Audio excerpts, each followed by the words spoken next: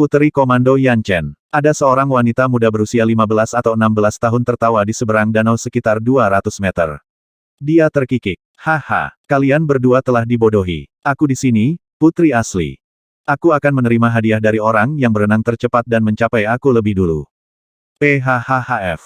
Tanpa ragu, Zuo Longlin langsung melompat ke danau. Dia memercikkan air ke seluruh paviliun dan berenang menuju sang putri secepat yang dia bisa. Dia sudah kalah dari Zhang Ruochen sekali, dia tidak bisa kalah darinya lagi. Namun, Zhang Ruochen tidak melompat ke air seperti yang dilakukan Zuo Longlin. Dia berdiri di sana di Mid Lake Pavilion dengan tenang. Dia menyadari bahwa baik wanita muda yang berdiri di Pavilion Mid Lake, maupun yang berada di seberang bank bukanlah Putri Komando ke-13 yang asli. Rupanya, Putri Komando ke-13 mengolok-olok mereka seolah-olah mereka bodoh. Rasa antipati muncul di benak Zhang Ruochen, dia tidak suka perasaan ditipu. Baik, saya di sini untuk memohon bantuannya, saya tidak boleh menyinggung perasaannya. Dia mencoba yang terbaik untuk mengendalikan amarah di dalam hatinya dan meninggalkan Pavilion Mid Lake untuk Putri Komando ke-13 yang asli. Putri Komando ke-13 yang asli pasti menikmati pertunjukan dari suatu tempat tidak jauh dari danau. Di menara jauh, Putri Komando ke-13, mengenakan gaun mutiara, sedang menyisir rambutnya. Dia menyematkan jepit rambut emas ke kuncinya yang indah. Dia melihat ke arah Danau Aqua dan melihat dua pelayan berdiri di Mid Lake Pavilion dan tepi pantai mempermainkan kedua pangeran. Dia sangat gembira.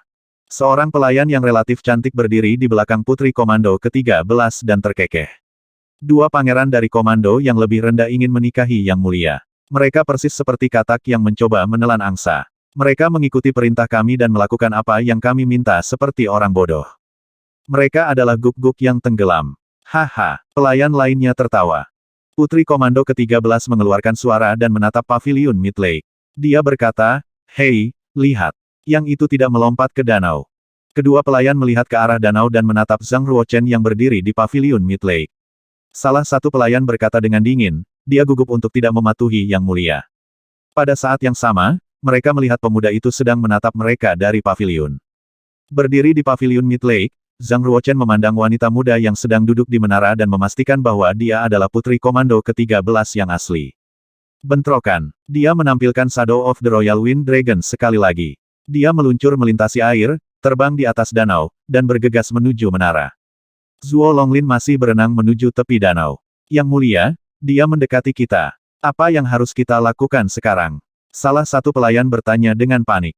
Putri Komando ke-13 duduk di kursinya dan berkata dengan percaya diri, bahkan jika dia tahu aku mengolok-oloknya, dia tidak bisa melakukan apa-apa padaku. Selain itu, saudara ke-10 saya menjaga menara di lantai bawah, dia tidak akan bisa naik. Zhang Ruochen telah tiba di menara dan hendak memanjat. Seorang pria muda, memegang kipas lipat, berjalan keluar dari pintu lantai pertama menara. Dia menghalangi jalan Zhang Ruochen, menatapnya dan berkata, "Dari mana asal udik ini?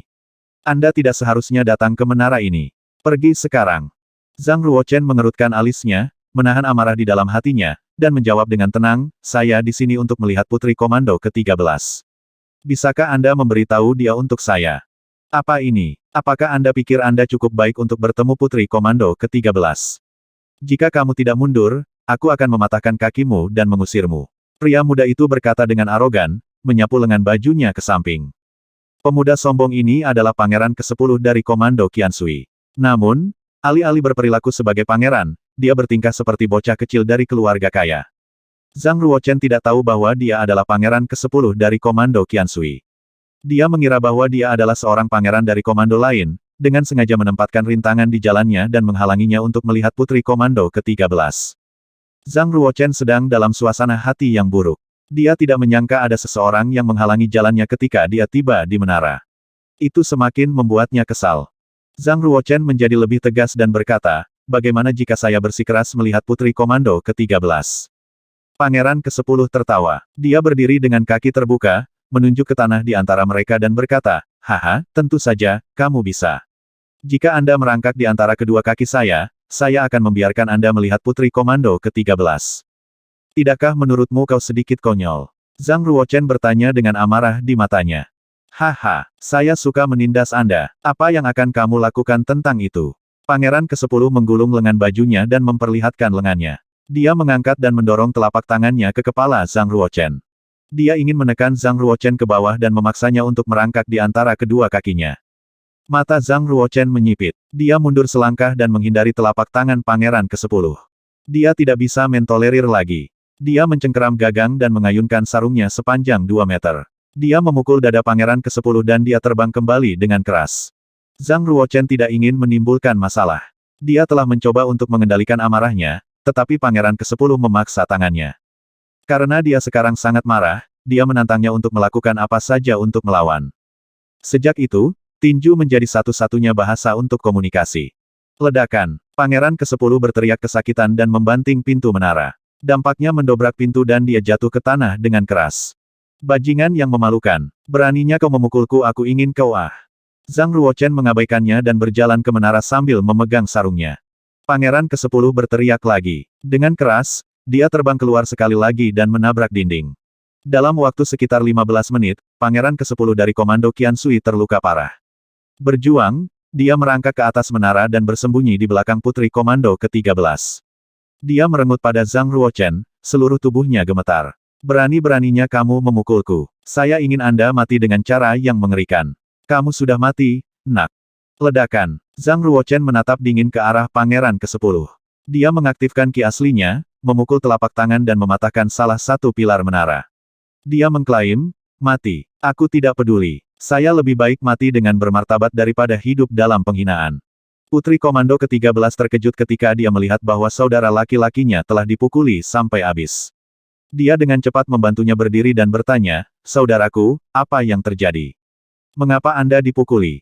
Seluruh wajahnya bengkak, dan dia memiliki 2 mata hitam. Kakak, kamu harus membalas dendam untukku. Bajingan ini keterlaluan. Dia berani menghajar keluarga kerajaan Qian Sui Commandery. Kita harus membersihkan klannya dan menghancurkan seluruh keluarganya. Mendengar percakapan antara Putri Komando ke-13 dan Pangeran ke-10, Zhang Ruochen terkejut. Playboy kaya ini sebenarnya adalah Pangeran ke-10 dari Komando Qian Sui. Ya Tuhan, aku sudah selesai. Putri Komando ke-13 menatap Zhang Ruochen sambil berpikir bahwa Pangeran ke-9 dari Komando Yunwu terlalu lancang. Dia tidak percaya dia berani memukul anggota keluarga kerajaan. Dia sangat kesal. Dia berkata, bawa pergi orang gila ini dan kunci dia di penjara surgawi. 2 wanita muda yang berdiri di samping Putri Komando ke-13 adalah pengawal kerajaannya. Mereka memiliki kultivasi yang relatif tinggi untuk para pelayan. Keduanya adalah prajurit di tahap awal alam hitam. Mereka berdua mengeluarkan senjata bela diri asli kelas 4 dan siap untuk menjatuhkan Zhang Ruochen. Meskipun Zhang Ruochen dengan jelas tahu bahwa segala sesuatunya telah berubah ke selatan, dia tidak menunjukkan rasa takut. Dia berkata dengan rendah hati, Yang Mulia, tolong jangan abaikan fakta bahwa Pangeran ke-10 adalah orang yang pertama kali mempermalukan saya dan karenanya saya membela diri. Apakah salah melindungi diri saya sendiri? Benar atau salah tidak penting. Yang penting adalah kau telah melukai pangeran dari Komando Qian Sui. Putri Komando ke-13 menjawab dengan dingin. Dia tidak akan repot bersikap rasional dengan Zhang Ruochen. Zhang Ruochen datang untuk menemui Putri Komando ke-13 di bawah perintah Pangeran Komando Yunwu. Dengan menikahinya, dia berharap meminta penguatan untuk Yunwu Commandery. Namun, ketika dia menemukan bahwa Putri Komando ke-13 sangat tidak rasional, dia tidak ingin berbicara dengannya lagi. Dia menyerahkan hadiah itu, berbalik dan meninggalkan ruangan. Melihat Zhang Ruochen pergi, 2 penjaga kerajaan wanita itu ingin menjatuhkannya. Namun, ketika mereka bergegas di depannya, dia dengan cepat menjulurkan jari-jarinya dan memblokir meridian mereka sehingga mereka berdiri diam dan tidak bisa bergerak.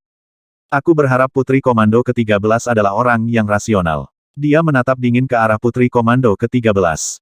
Setelah selesai berbicara dengan sang putri, dia berbalik dan berjalan keluar dari menara. Di mata Zhang Ruochen, para pangeran dan putri pangeran Komando Qian Sui semuanya konyol. Saat dia berjalan ke bawah, dia melihat bahwa Zhuo Longlin akhirnya berenang ke tepi pantai. Dia menghela nafas dan berjalan menuju pintu keluar taman. Kenapa dia di sini? Dipimpin oleh seorang pelayan, Huang Yanchen tiba di menara. Dia terkejut melihat Zhang Ruochen meninggalkan menara. Ada ekspresi bingung di wajah cantiknya. Sejak tes eksplorasi relik menengah berlangsung dalam 2 bulan, Huang Yanchen ingin meningkatkan kultivasinya sebanyak mungkin dan karena itu, dia telah kembali ke Komando Qian Sui. Dia ingin meminta Pangeran Komando Qian Sui untuk membantunya membeli setetes air suci untuk memfasilitasi latihannya. Ketika dia tiba kembali di Komando Qian Sui, dia mendengar bahwa adik perempuannya, Putri Komando ke-13 sedang memilih permaisuri pangeran dan akan mengadakan perjodohan. Huang Yanchen memiliki total 36 kakak perempuan dan adik perempuan sementara Putri Komando ke-13 adalah satu-satunya saudara perempuan sejatinya dari orang tua yang sama. Dia adalah satu-satunya saudara perempuan kandungnya di seluruh keluarga. Ketika dia mendengar berita ini, dia merasa kesal dan dilarikan ke istana. Dia telah memarahi Pangeran Komando Qiansui ke wajahnya dan hampir menjatuhkan istana. Setelah itu, dia berjalan ke Manor dan pergi menemui Putri Komando ke-13. Dia tidak pernah menyangka akan melihat Zhang Ruochen ketika dia tiba di Manor. Komandan Putri Yanchen, tolong ikuti aku. Putri Komando ke-13 ada di lantai atas menara. Pelayan sombong yang telah menipu Zhang Ruochen dan Zhuo Longlin sebelumnya berperilaku sopan di depan Huang Yanchen. Dia membungkuk ke arahnya sepanjang waktu dan tidak berani mengangkat kepalanya. Para pelayan wanita pasti tahu betapa kuatnya Komando Putri Yanchen. Dia adalah favorit Pangeran Komando Qiansu di antara semua putri. Meskipun dia mengkritik ayahnya secara langsung, dia tidak berani mengatakan sepatah kata pun dan melawan. Oleh karena itu, pelayannya bertindak hati-hati agar tidak menyinggung orang yang begitu penting. Huang Yanchen membuang muka dan mengusap dagu putih saljunya dengan lembut. Mengapa Pangeran ke-9 dari Yunwu Commandery ada di sini? Tentu saja dia ada di sini untuk mengatur pernikahan dengan putri ke-13, kata pelayan itu. Perjodohan. Huang Yanchen terkejut dan tertawa terbahak-bahak. Dia datang ke sini untuk mengatur pernikahan dengan saudara perempuan ke-13 saya. Haha, lelucon yang luar biasa. Undangan kompetisi. Pelayan itu kaget. Dia tidak mengerti mengapa Komandan Putri Yanchen tertawa seperti lelucon. Di matanya, Pangeran ke-9 hanyalah salah satu dari banyak pangeran yang ingin mengatur pernikahan dengan Putri Komando ke-13. Pangeran yang tak terhitung jumlahnya telah datang ke Komando Qiansui baru-baru ini dengan hanya satu niat. Pelayan itu tidak lagi menganggapnya aneh. Dia telah mendengar bahwa Komandan Putri Yanchen adalah wanita yang luar biasa, sedingin es dan memandang rendah semua orang. Bagaimana dia bisa berada dalam suasana hati yang baik setelah melihat seorang pangeran dari komando yang lebih rendah? Dia bingung dan tidak mengerti. Ketika Huang Yanchen tiba di puncak menara, dia melihat bahwa ada dua pelayan yang meridiannya telah diblokir serta Putri Komando ke-13 Huang Yanran dan Pangeran ke-10 Huang Jing. Budidaya Huang Yanran dan Huang Jing tidak cukup baik dibandingkan dengan Zhang Ruochen dan oleh karena itu mereka tidak dapat membebaskan para pelayan. Bang! Bang! Huang Yanchen melepaskan dua jarinya dengan cepat dan mengetuk glabella dari kedua pelayan itu. Dua untai ki asli mengalir keluar dari ujung jarinya dan menghancurkan meridian yang tersegel di tubuh pelayan. Mereka bangun perlahan dan pulih. Ketika mereka membuka mata, mereka segera berlutut ke arah Huang Yanchen dan berkata, para pelayan menyambut Komandan Putri Yanchen. Huang Yanchen mengangguk dan berjalan menuju Huang Yanran dan Huang Jing dengan rambut safirnya berkibar. Dia melihat luka Huang Jing dan mencibir. Adik kecil, apakah kamu mendapat masalah lagi? Melihat Huang Yanchen, Pangeran ke-10 Huang Jing menerkamnya secepat yang dia bisa. Dia berlutut dan meraih kaki Huang Yanchen. Kakak, kamu akhirnya kembali. Pangeran ke-9 dari Yunwu Commandery telah menggangguku. Dia tidak menghormati Qiansui Commandery dan meremehkan semua orang. Lihat semua luka di tubuhku. Itu semua karena dia. Adikku tersayang, kamu harus membalas dendam untukku. Huang Yanchen cukup memahami Zhang Ruochen untuk mengetahui bahwa dia tidak akan mengalahkan Huang Jing tanpa alasan yang sah. Di saat yang sama, dia juga mengetahui dengan jelas kepribadian dari saudara laki-lakinya yang ke-10. Meskipun dia tidak tahu persis apa yang terjadi, dia bisa menebak dengan singkat. Saya tidak percaya saudara ke-10 saya telah membuat Zhang Ruochen kesal. Dia pasti telah melakukan sesuatu yang lebih buruk untuk memicunya. Huang Yanchen belum pernah melihat Zhang Ruochen marah karena dia cukup mengagumi saudara ke-10 jauh di dalam hatinya. Namun, Huang Yanchen memasang ekspresi tidak senang dan mencibir. Mengapa Pangeran ke-9 dari Yunwu Commandery begitu memalukan? Bukankah dia ingin mengatur pernikahan dengan saudara perempuan kita? Putri Komando ke-13 kesal. Dia bertanya. Dia tidak tahu apa-apa tentang bersikap sopan dan bagaimana mengikuti aturan di sini. Saya tidak akan pernah menikah dengan pria seperti dia. Aku perlu memberitahu ayah kita dan memenjarakan dia dan Pangeran Komando Yunwu. Huang Yanchen mengangguk dan tersenyum aneh. Kamu benar, dia sangat tidak sopan dan pantas diberi pelajaran. Namun, tidak ada gunanya mengurungnya. Karena dia ingin menikahimu, mengapa kamu tidak membiarkan dia bergabung dengan konferensi teknik pedang lusa? Anda dapat mempermalukan dan mempermalukan dia di konferensi. Dengan statusmu yang berharga, aku yakin kandidat lain akan dengan senang hati merawatnya untukmu jika kamu secara diam-diam merilis informasi bahwa dia telah membuatmu kesal. Oke, ayo kita lakukan itu, saudari. Karena Putri Komando ke-13 mengagumi Huang Yanchen, dia mendengarkannya. Sesuatu yang mirip dengan kebahagiaan terpancar dari mata Huang Yanchen. Dia menyadari bahwa ada sarung di atas meja dan bertanya, apakah itu hadiah dari Pangeran ke-9? Putri Komando ke-13 menanggapi dengan marah, Kaixia, buang sekarang. Saya merasa sangat kesal melihatnya. Huang Yanchen melepas sarungnya dan melihat pedang es batu giok. Dia memegang pedang di tangannya dan mentransfer ki asli ke sana untuk merasakan tulisan yang diukir di pedang. Senjata bela diri asli kelas 7. Zhang Ruochen sangat murah hati memberikan hadiah yang sangat berharga pada kencan buta. Huang Yanchen menyarungkan kembali pedang gioknya. Sungguh sia-sia membuangnya. Pedang ini bekerja dengan baik dengan kualitas fisik saya. Jika Anda tidak keberatan, saya akan menerimanya.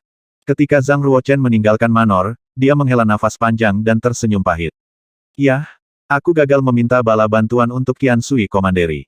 Dia bermaksud untuk berkenalan dengan Putri Komando ke-13 tetapi sebaliknya dia telah menyinggung perasaannya dan juga Pangeran ke-10. Tentu saja, Zhang Ruochen tidak menyesal melakukannya. Putri Komando ke-13 dan Pangeran ke-10 keduanya terlalu tidak rasional. Zhang Ruochen menerima kenyataan bahwa dia telah menyinggung perasaan mereka.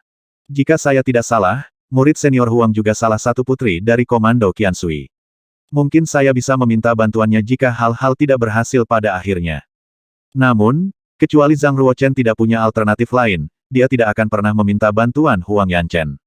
Dari sudut pandangnya, Huang Yanchen bahkan lebih tidak rasional daripada Putri Komando ke-13 dan Pangeran ke-10. Emosinya berfluktuasi dengan liar. Pada saat ini, Zuo Longlin keluar dari Manor dan menatap dingin ke Zhang Ruochen seperti sedang melihat orang mati. Dia menggelengkan kepalanya dan mendesah. Dasar bodoh. Anda sekali lagi membuat masalah untuk Yunwu Commandery. Putri Komando ke-13 dan Pangeran ke-10 tidak akan melepaskanmu dengan mudah. Anda akan melihat. Zuo Longlin sudah tahu apa yang terjadi di istana, bahwa Zhang Ruochen telah menyinggung Putri Komando ke-13 dan Pangeran ke-10. Zhang Ruochen tidak repot-repot mengakui Zuo Longlin atau bahkan meliriknya. Dua pelayan rumah menteri, masing-masing mengendarai kereta antelop Roan kuno, tiba di luar Manor. Mereka berhenti di depan Zuo Longlin dan Zhang Ruochen. Pangeran Komando Yunwu dan Pangeran Komando Naga Api sedang menunggu kalian berdua di rumah menteri. Bolehkah saya meminta kedua pangeran untuk naik gerbong? Butuh sekitar 1 jam bagi Zhang Ruochen untuk tiba di rumah menteri. Baik Zhang Ruochen dan Zuo Longlin berjalan melewati pintu pada saat yang sama dan memasuki aula utama, dipimpin oleh kepala pelayan tua. Menteri Ning duduk di bagian atas aula utama sementara Pangeran Komando Naga Api dan Pangeran Komando Yunwu duduk di kedua sisi.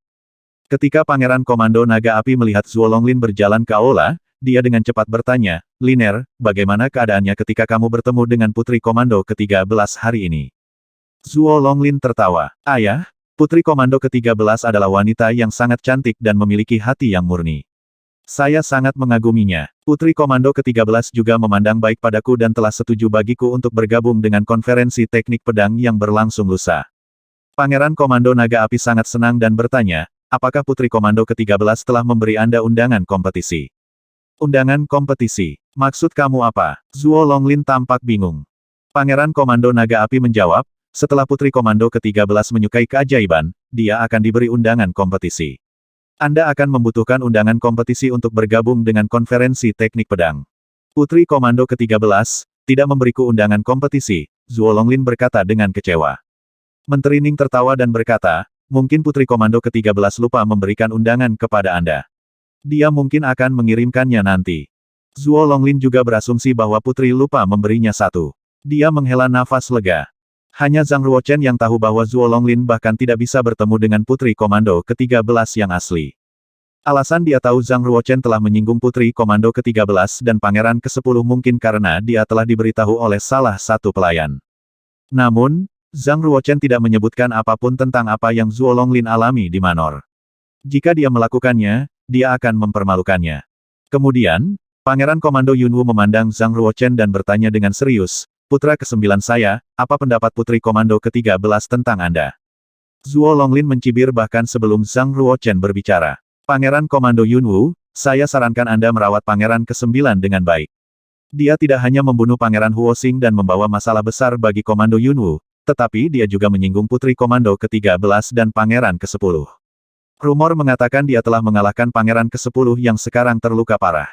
Apa yang kamu bicarakan? Pangeran Komando Yunwu terkejut. Dia tidak bisa membayangkan Zhang Ruochen mendapat masalah lebih lanjut. Keringat dingin muncul di dahinya. Bahkan Menteri Ning yang selalu tetap tenang mengerutkan alisnya. Dia menatap tajam ke arah Zuo Longlin dan bergumam, apakah semua yang kamu katakan nyata? Zuo Longlin membungkuk ke arah Menteri Ning dan memberi hormat. Ia menjawab, Longlin tidak berani berbaring di depan menteri. Setiap kata yang saya ucapkan itu benar. Saya pernah mendengar bahwa Putri Komando ke-13 telah menuntut agar Pangeran ke-9 dan Pangeran Komando Yunwu dikurung di penjara surgawi. Pangeran Komando Naga Api yang duduk di samping melepaskan tawa sarkastik. Dia mengangkat cangkir teh dengan lembut, menyesapnya dan berkata, Pangeran Komando Yunwu, kamu memang memiliki seorang putra yang luar biasa. Haha, tidak ada yang bisa disalahkan kecuali dirinya sendiri. Menteri Ning tiba-tiba berdiri. Tatapannya frustrasi saat dia berkata dengan dingin, Pangeran Komando Yunwu, kamu harus menemani Pangeran ke-9 ke Putri Komando ke-13 dan meminta pengampunannya. Jika dia kesal, saya tidak bisa melakukan apapun untuk membantu. Pangeran Komando Yunwu menatap Zhang Ruochen dan menghela nafas. Dia jelas tahu bahwa Menteri Ning telah menyerah pada mereka. Itu seperti itu. Mungkin bencana dimaksudkan untuk terjadi pada Komando Yunwu dan tidak ada yang bisa menyelamatkan mereka.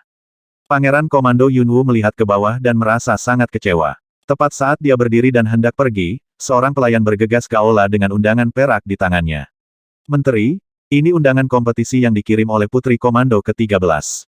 Zuo Longlin tampak terkejut dan bersemangat. Dia berasumsi bahwa itu untuknya. Mata Pangeran Komando Yunwu menatap undangan kompetisi perak di tangan pelayan. Dia frustasi. Andai saja undangan kompetisi adalah untuk menghela nafas. Ayo pergi, nak. Pangeran Komando Yunwu memimpin Zhang Ruochen menuju pintu utama. Mereka baru saja keluar dari pintu utama ketika mereka mendengar tawa keras Menteri Ning. Pangeran Komando Yunwu, cepat kembali. Undangan kompetisi ini untuk Pangeran ke-9. Putri Komando ke-13 berharap dia bisa menghadiri konferensi teknik pedang yang diadakan lusa. Baik Pangeran Komando Yunwu dan Zhang Ruochen benar-benar terkejut dengan berita itu. Ketika mereka kembali ke aula, Menteri Ning tersenyum dan menyerahkan undangan kompetisi kepada Zhang Ruochen. Dia menepuk pundaknya dan berkata dengan gembira, pria muda yang berbakat, tidak heran kamu bisa memenangkan cinta Putri Komando ke-13. Dari komandan inferior, Anda adalah pangeran pertama yang diberi undangan kompetisi. Kurasa Putri Komando ke-13 memang memandang baik padamu. Tidak mungkin, tidak mungkin. Zuo Longlin menatap dengan teguh pada undangan kompetisi di tangan Zhang Ruochen dan berkata, dia menyinggung Putri Komando ke-13, bagaimana dia masih bisa menerima undangan kompetisi. Putri Komando ke-13 pasti telah mencampurkan nama kita, undangan itu milikku. Mengatakan ini, Zuo Longlin berjalan cepat menuju Zhang Ruochen, ingin merebut undangan kompetisi yang berharga. Menteri Ning memelototi Zuo Longlin dengan dingin dan berbicara dengan serius, sudah cukup. Beraninya kamu mengambil undangan di depanku. Siapa aku bagimu? Wajah Zuo Longlin menjadi pucat di bawah tatapan Menteri Ning. Dia mundur 3 langkah ke belakang dan meludahkan seteguk darah setelah ledakan keras. Dia mampu melukai seorang prajurit di penyelesaian alam hitam hanya dengan tatapan. Jika bukan karena wajah Pangeran Komando Naga Api, Menteri Ning bisa saja membunuh Zuo Longlin dengan tatapan seperti itu. Konferensi teknik pedang. Pangeran Komando Naga Api menarik Zuo Longlin ke bawah dengan cepat dan meminta maaf. Anak saya sangat impulsif. Saya harap Anda tidak tersinggung atau marah. Menteri Ning mencibir dan berkata, Yang mulia, Anda harus lebih mendisiplinkan putra Anda, agar tidak membawa bencana pada Flame Dragon Commandery. Ning An, singkirkan mereka. Seorang pengurus rumah tangga tua keluar dan memimpin mereka berdua keluar. Menteri Ning meminta Pangeran Komando Yunwu dan Zhang Ruochen tinggal, dan mereka berbicara untuk waktu yang lama. Setelah perjamuan, dia meminta seseorang melihat mereka ke Manor. Kembali ke Manor, Zhang Ruochen memegang undangan kompetisi di tangannya dan melihat naskah yang rumit. Mengapa Putri Komando ke-13 mengirimkan ini padanya? Zhang Ruochen menyingkirkan undangan itu dan menyingkirkannya dari pikirannya. Dia pergi ke ruang internal Time and Space Spinel dan memperbaiki setetes esens Half Saint sebelum konferensi teknik pedang. 2 hari kemudian, dia menerima undangannya dan menghadiri konferensi di Istana Komando Qiansui. Yang disebut konferensi teknik pedang sebenarnya adalah acara di mana Pangeran Selir dipilih untuk Putri ke-13. Hanya keajaiban yang dinominasikan oleh Putri Komando ke-13 sendiri yang memenuhi syarat untuk berpartisipasi. Bahkan Pangeran Komando Yunwu tidak bisa memasuki istana tanpa undangan. Ini adalah pertemuan tuan muda yang berpengaruh. Keajaiban top dari seluruh dunia berkumpul untuk bertarung dan membandingkan nada. Tapi hanya yang terkuat dari mereka yang bisa menikahi Putri Komando ke-13. Konferensi teknik pedang diadakan di Taman Jinfeng Istana Kerajaan Qiansui. Itu dijaga oleh 3.000 penjaga kekaisaran dan hanya mereka yang memiliki undangan kompetisi yang bisa mendapatkan akses. Istana Kerajaan Qiansui tampak luar biasa megah dengan banyak rumah berwarna merah terang yang indah dan menara gantung. Beberapa alun-alun besar mengelilingi binatang buas tingkat 4 yang kuat, yang terengah-engah dan terkunci dengan rantai besi tebal. Bahkan penjaga kekaisaran biasa yang menjaga pengadilan Jinfeng telah berkultivasi ke alam hitam.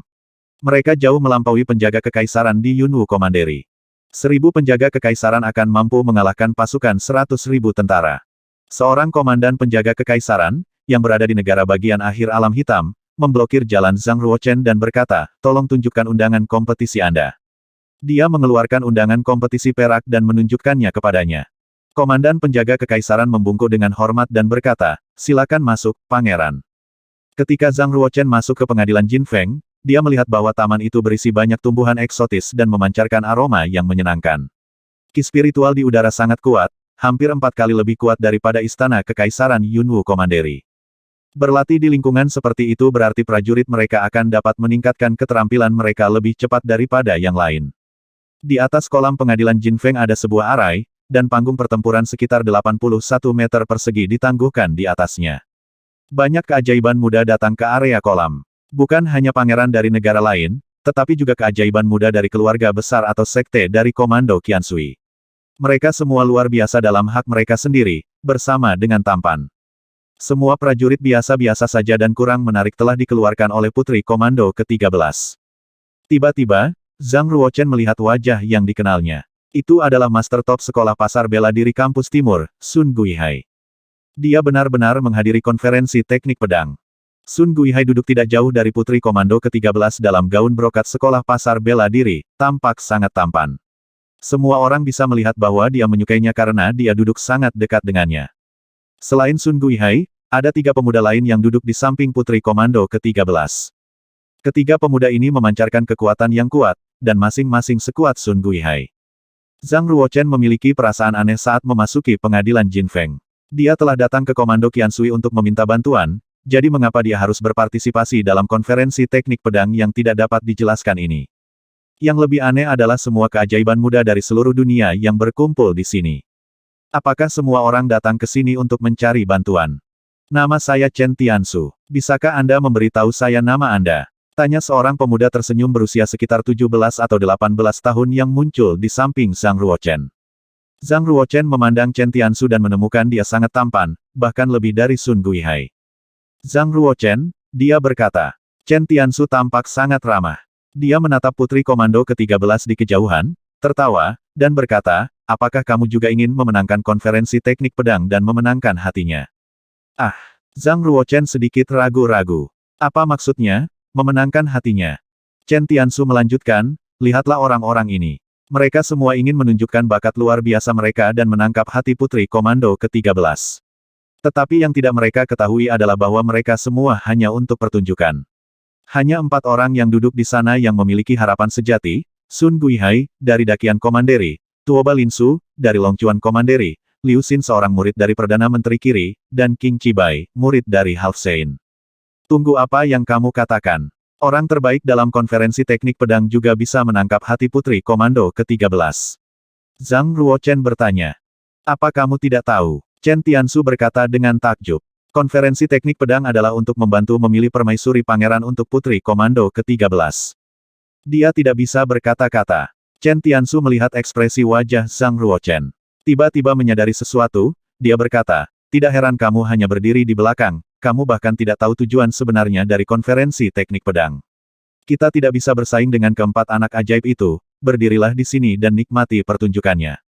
Saya mengerti. Zhang Ruochen mengingat kata-kata Pangeran Komando Yunwu dan akhirnya mengerti apa yang sedang terjadi. Pangeran Komando Yunwu sebenarnya ingin dia menikahi Putri Komando ke-13. Selama Komando Yunwu dan Komando Qiansui memiliki perjodohan, komando lapangan secara alami tidak akan lagi berani menyerang Komando Yunwu. Zhang Ruochen, bagaimanapun, tidak menyukai Putri Komando ke-13 dan bahkan menganggapnya menjengkelkan. Tidak mungkin menikahinya. Selain itu, Chen Tiansu benar. Akan sulit untuk bersaing dengan mereka. Dia mungkin juga tinggal dan menonton. Sangat jarang bagi begitu banyak anak ajaib dari seluruh dunia berkumpul di satu tempat. Selain keajaiban muda, ada sejumlah putri komando dan putri bangsawan dari Komando Qiansui yang berpartisipasi dalam konferensi teknik pedang. Jika mereka kebetulan menyukai salah satu keajaiban muda, mereka dapat mengambil inisiatif dan menunjukkan kesukaan mereka. Setiap pertunjukan kekuatan akan menjadi upaya untuk mendapatkan dukungan dari salah satu keajaiban, bahkan jika itu membutuhkan pernikahan untuk membangun hubungan. Ini adalah cara bertahan hidup dalam keluarga dan sekte besar. Pada saat yang sama, keajaiban juga perlu bergantung pada sumber daya kultivasi yang disediakan oleh kekuatan besar ini untuk menjadi benar-benar kuat. Bisa dikatakan mereka saling menguntungkan. Pernikahan adalah cara termudah dan paling langsung untuk menjalin hubungan. Tidak jauh dari pengadilan Jin Feng ada paviliun terbang. Itu tampak seperti loteng raksasa yang tergantung di udara. Faktanya, itu adalah lengan bela diri asli Orde 9. Permukaannya tercakup dalam prasasti arai, dan itu tidak terlihat bahkan saat itu ditangguhkan di udara di atas pengadilan Jin Feng. Pangeran Komando Qiansui dan banyak selir cantik semuanya berdiri di atas paviliun terbang, memandang ke arah pengadilan Jin Feng. 10 menteri yang kuat dari Komando Qiansui juga berada di paviliun terbang. Salah satunya adalah Menteri Ning. 10 menteri yang kuat mewakili 10 kekuatan teratas dari Komando Qiansui. Mereka adalah yang kedua setelah keluarga kerajaan dalam hal kekuasaan.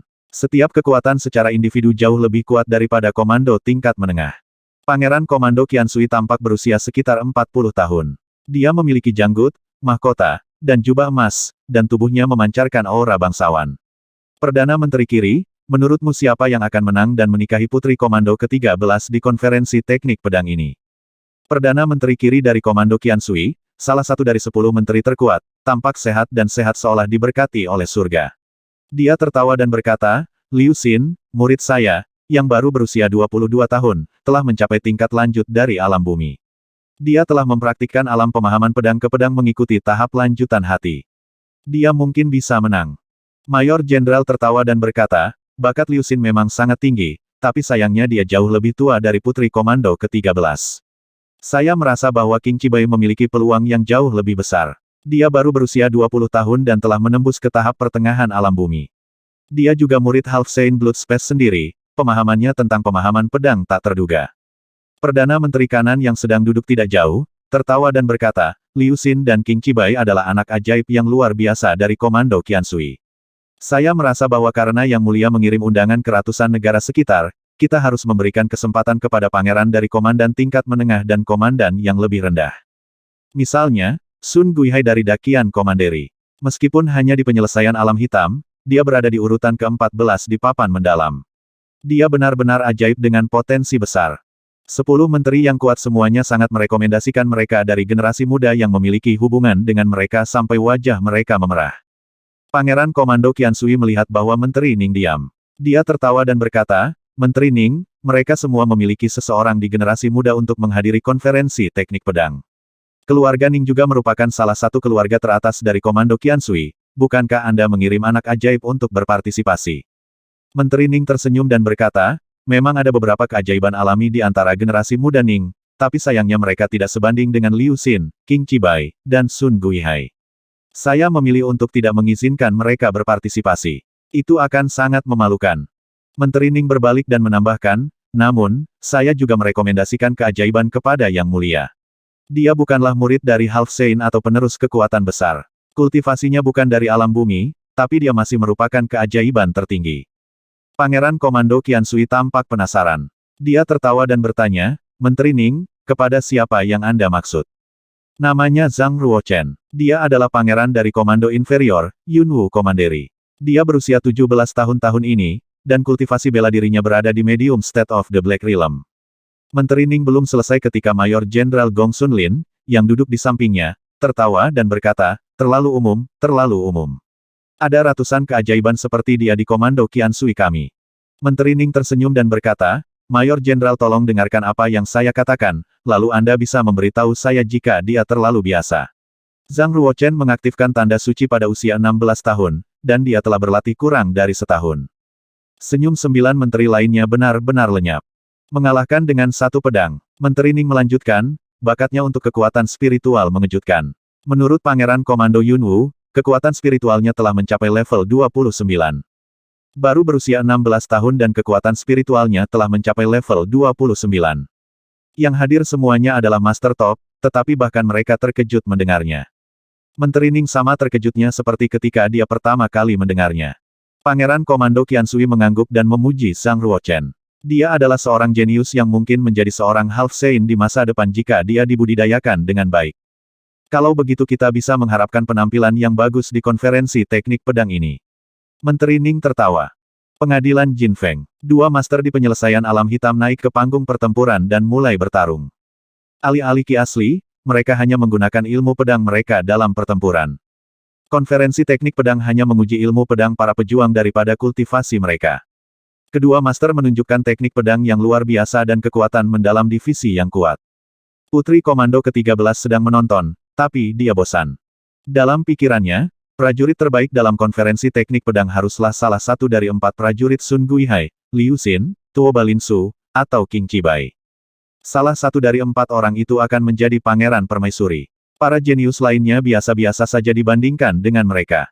Itu sebabnya dia merasa bosan melihat prajurit lain bertarung.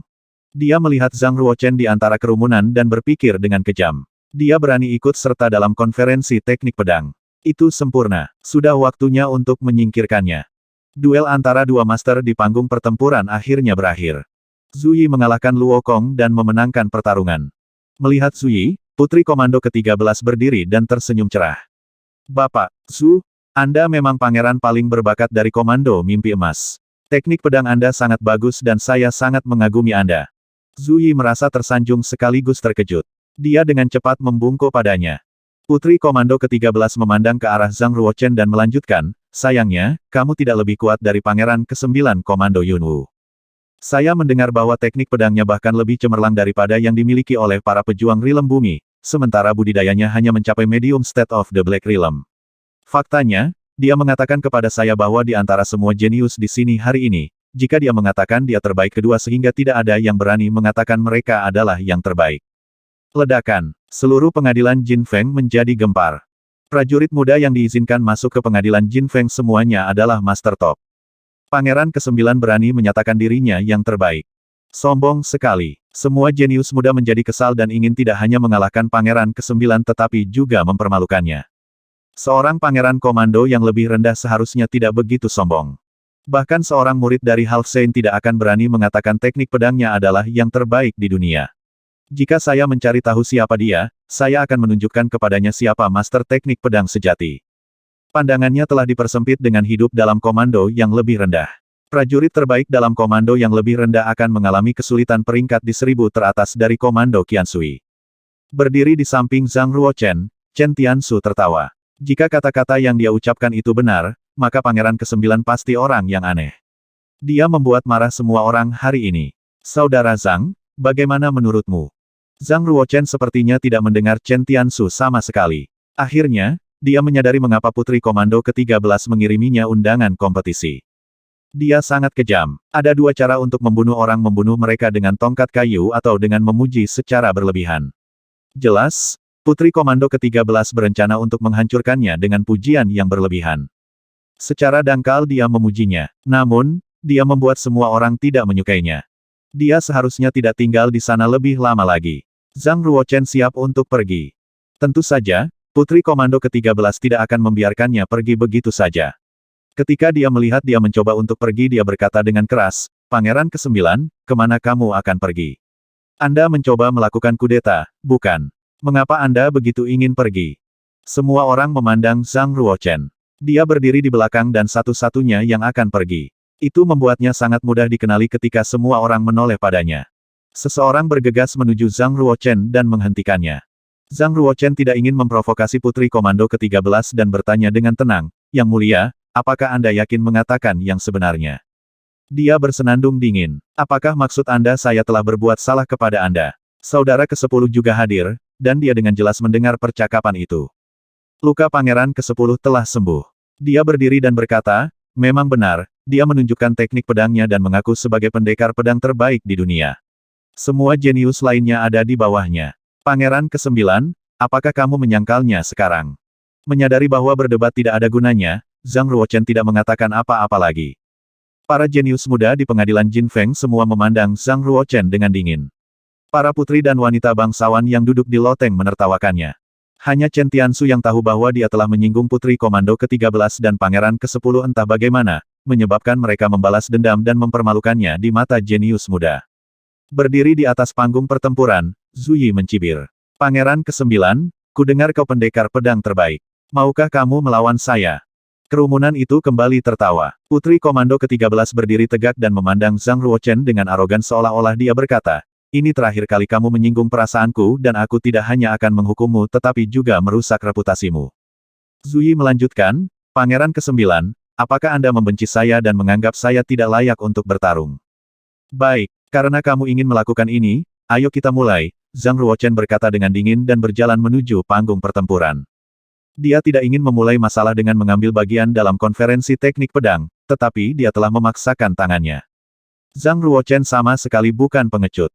Dia berjalan ke dasar panggung pertempuran, terbang ke dalam barisan dan mendarat di panggung pertempuran. Zhu Yi sebenarnya tidak mengharapkan Zhang Ruochen untuk melawannya. Ketika dia melihat Zhang Ruochen berdiri di depannya di panggung pertempuran, dia mulai menjelaskan aturan pertempuran itu.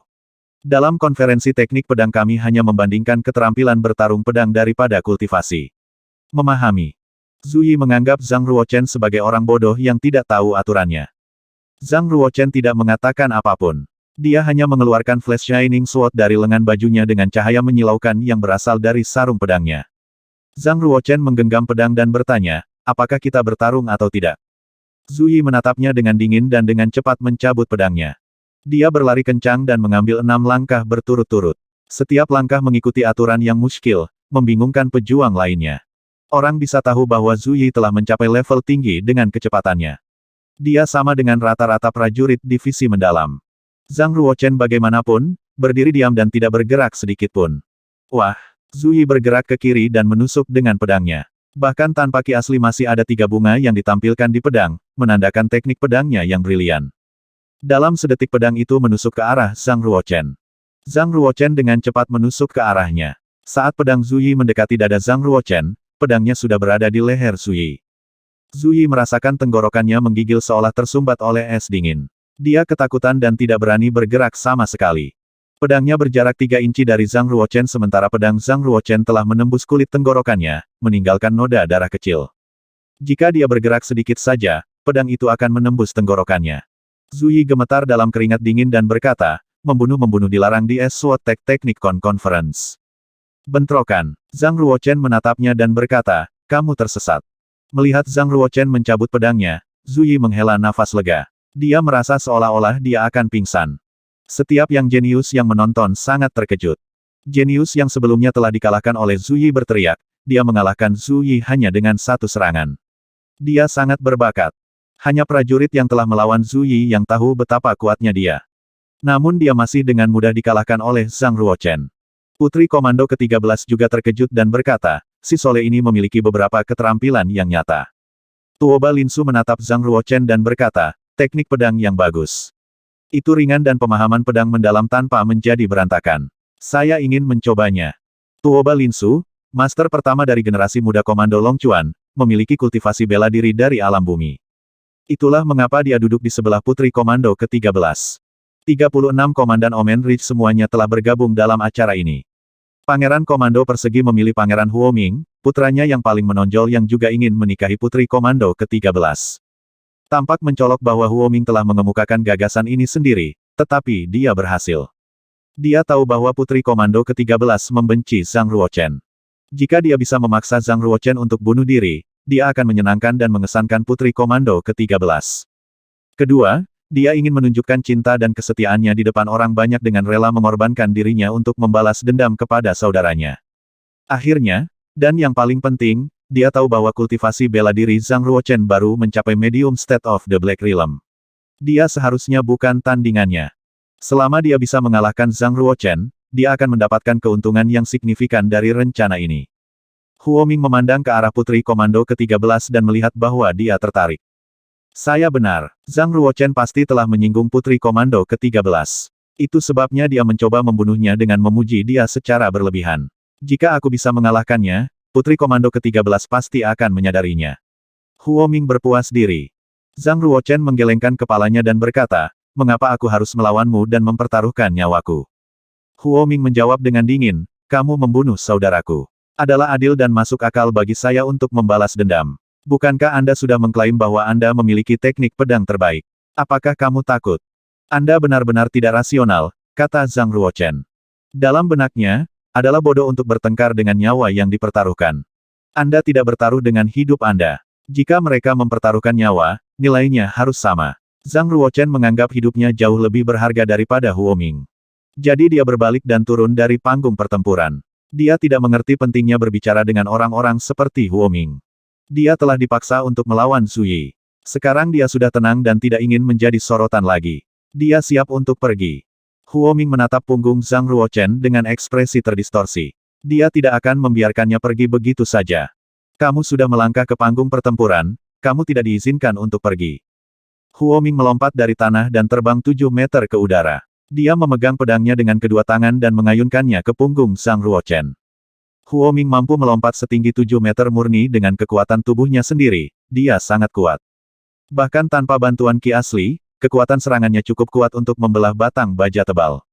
Mendengar angin di belakangnya, Zhang Ruochen menggelengkan kepalanya sedikit dan berhenti berjalan. Dia berbalik dengan kecepatan kilat dan maju selangkah.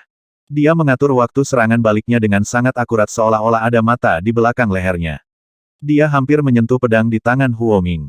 Ada kepanikan di mata Huo Ming saat Zhang Ruochen mengayunkan pedangnya ke arahnya dan memukul perutnya. Ledakan. Huo Ming terbang mundur 10 meter dan jatuh dari panggung pertempuran. Dia membuat percikan besar saat dia jatuh ke kolam di bawah. Meskipun rasa sakit di perutnya sangat parah, tubuh Huo Ming masih utuh tanpa ada luka tusuk. Serangan Zhang Ruochen bahkan lebih luar biasa dari serangan yang mengalahkan Zhu Yi.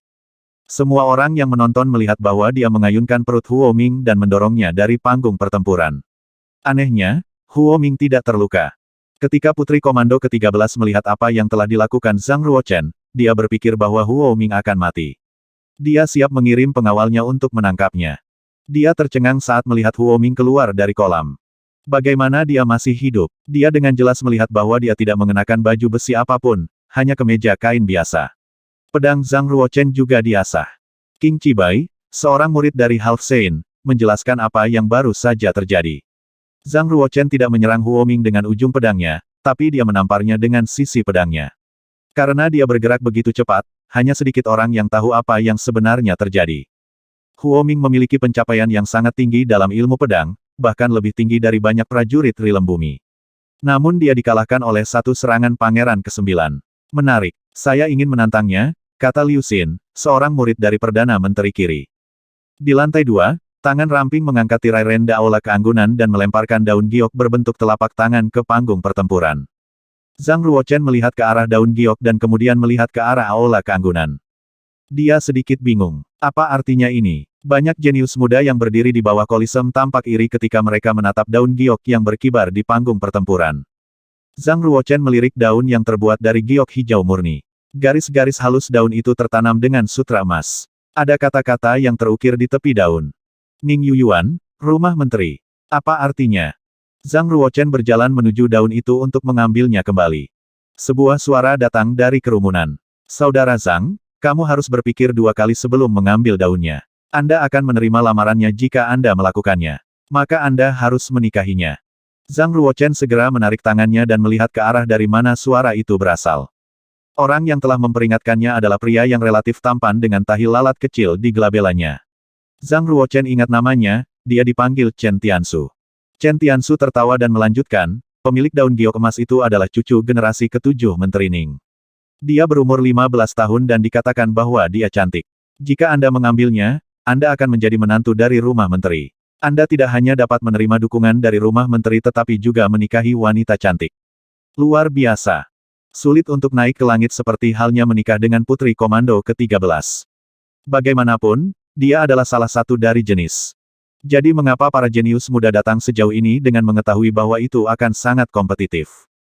Alasannya adalah bahwa meskipun mereka tidak dapat menikahi Putri Komando ke-13, mereka masih memiliki kesempatan untuk memenangkan hati putri atau putri bangsawan lain melalui penampilan mereka. Tujuan dari konferensi teknik pedang adalah untuk memilih prajurit yang cocok untuk bangsawan Qian Sui Commandery. Zhang Ruochen tersenyum pahit dan melihat ke arah lantai 2 pengadilan Jin Feng di mana sosok ramping berdiri di balik tirai. Dia cukup gugup dan tidak tahu apakah dia akan mengambilnya atau tidak. Huang Yanchen berdiri di lantai 3 dan menatap Zhang Ruochen dengan dingin seolah-olah dia berkata, "Nakal, jika Anda mengambilnya, saya akan memotong tangan Anda." Akhirnya, dia memilih untuk tidak memungut daun dan turun dari panggung pertempuran. Bukan niatnya untuk memasuki panggung pertempuran dan membuat semua orang terkesan. Sekarang dia hanya ingin pergi. Tuoba Linsu berdiri dan terbang ke panggung pertempuran yang menghalangi jalan Zhang Ruochen. Dia berkata, "Meskipun teknik pedang Anda brilian, ada kekurangannya. Itu tidak memiliki dominasi maskulin. Tuoba Linsu, talenta terbaik di kalangan generasi muda, sejajar dengan Sun Guihai, Liu Xin, dan Qing Chibai.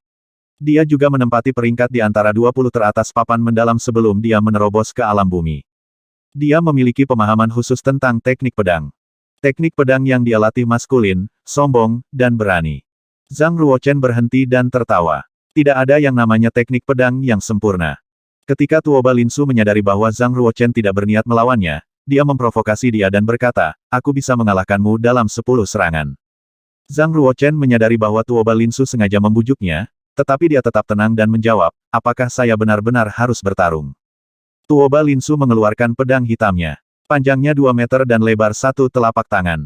Bahkan tanpa mengaktifkan prasasti di pedang, beratnya 120 kilogram. Dia menyentuh pedang hitamnya dengan cinta di matanya dan berkata, "Pedang ini disebut Daosan, senjata bela diri asli kelas 7.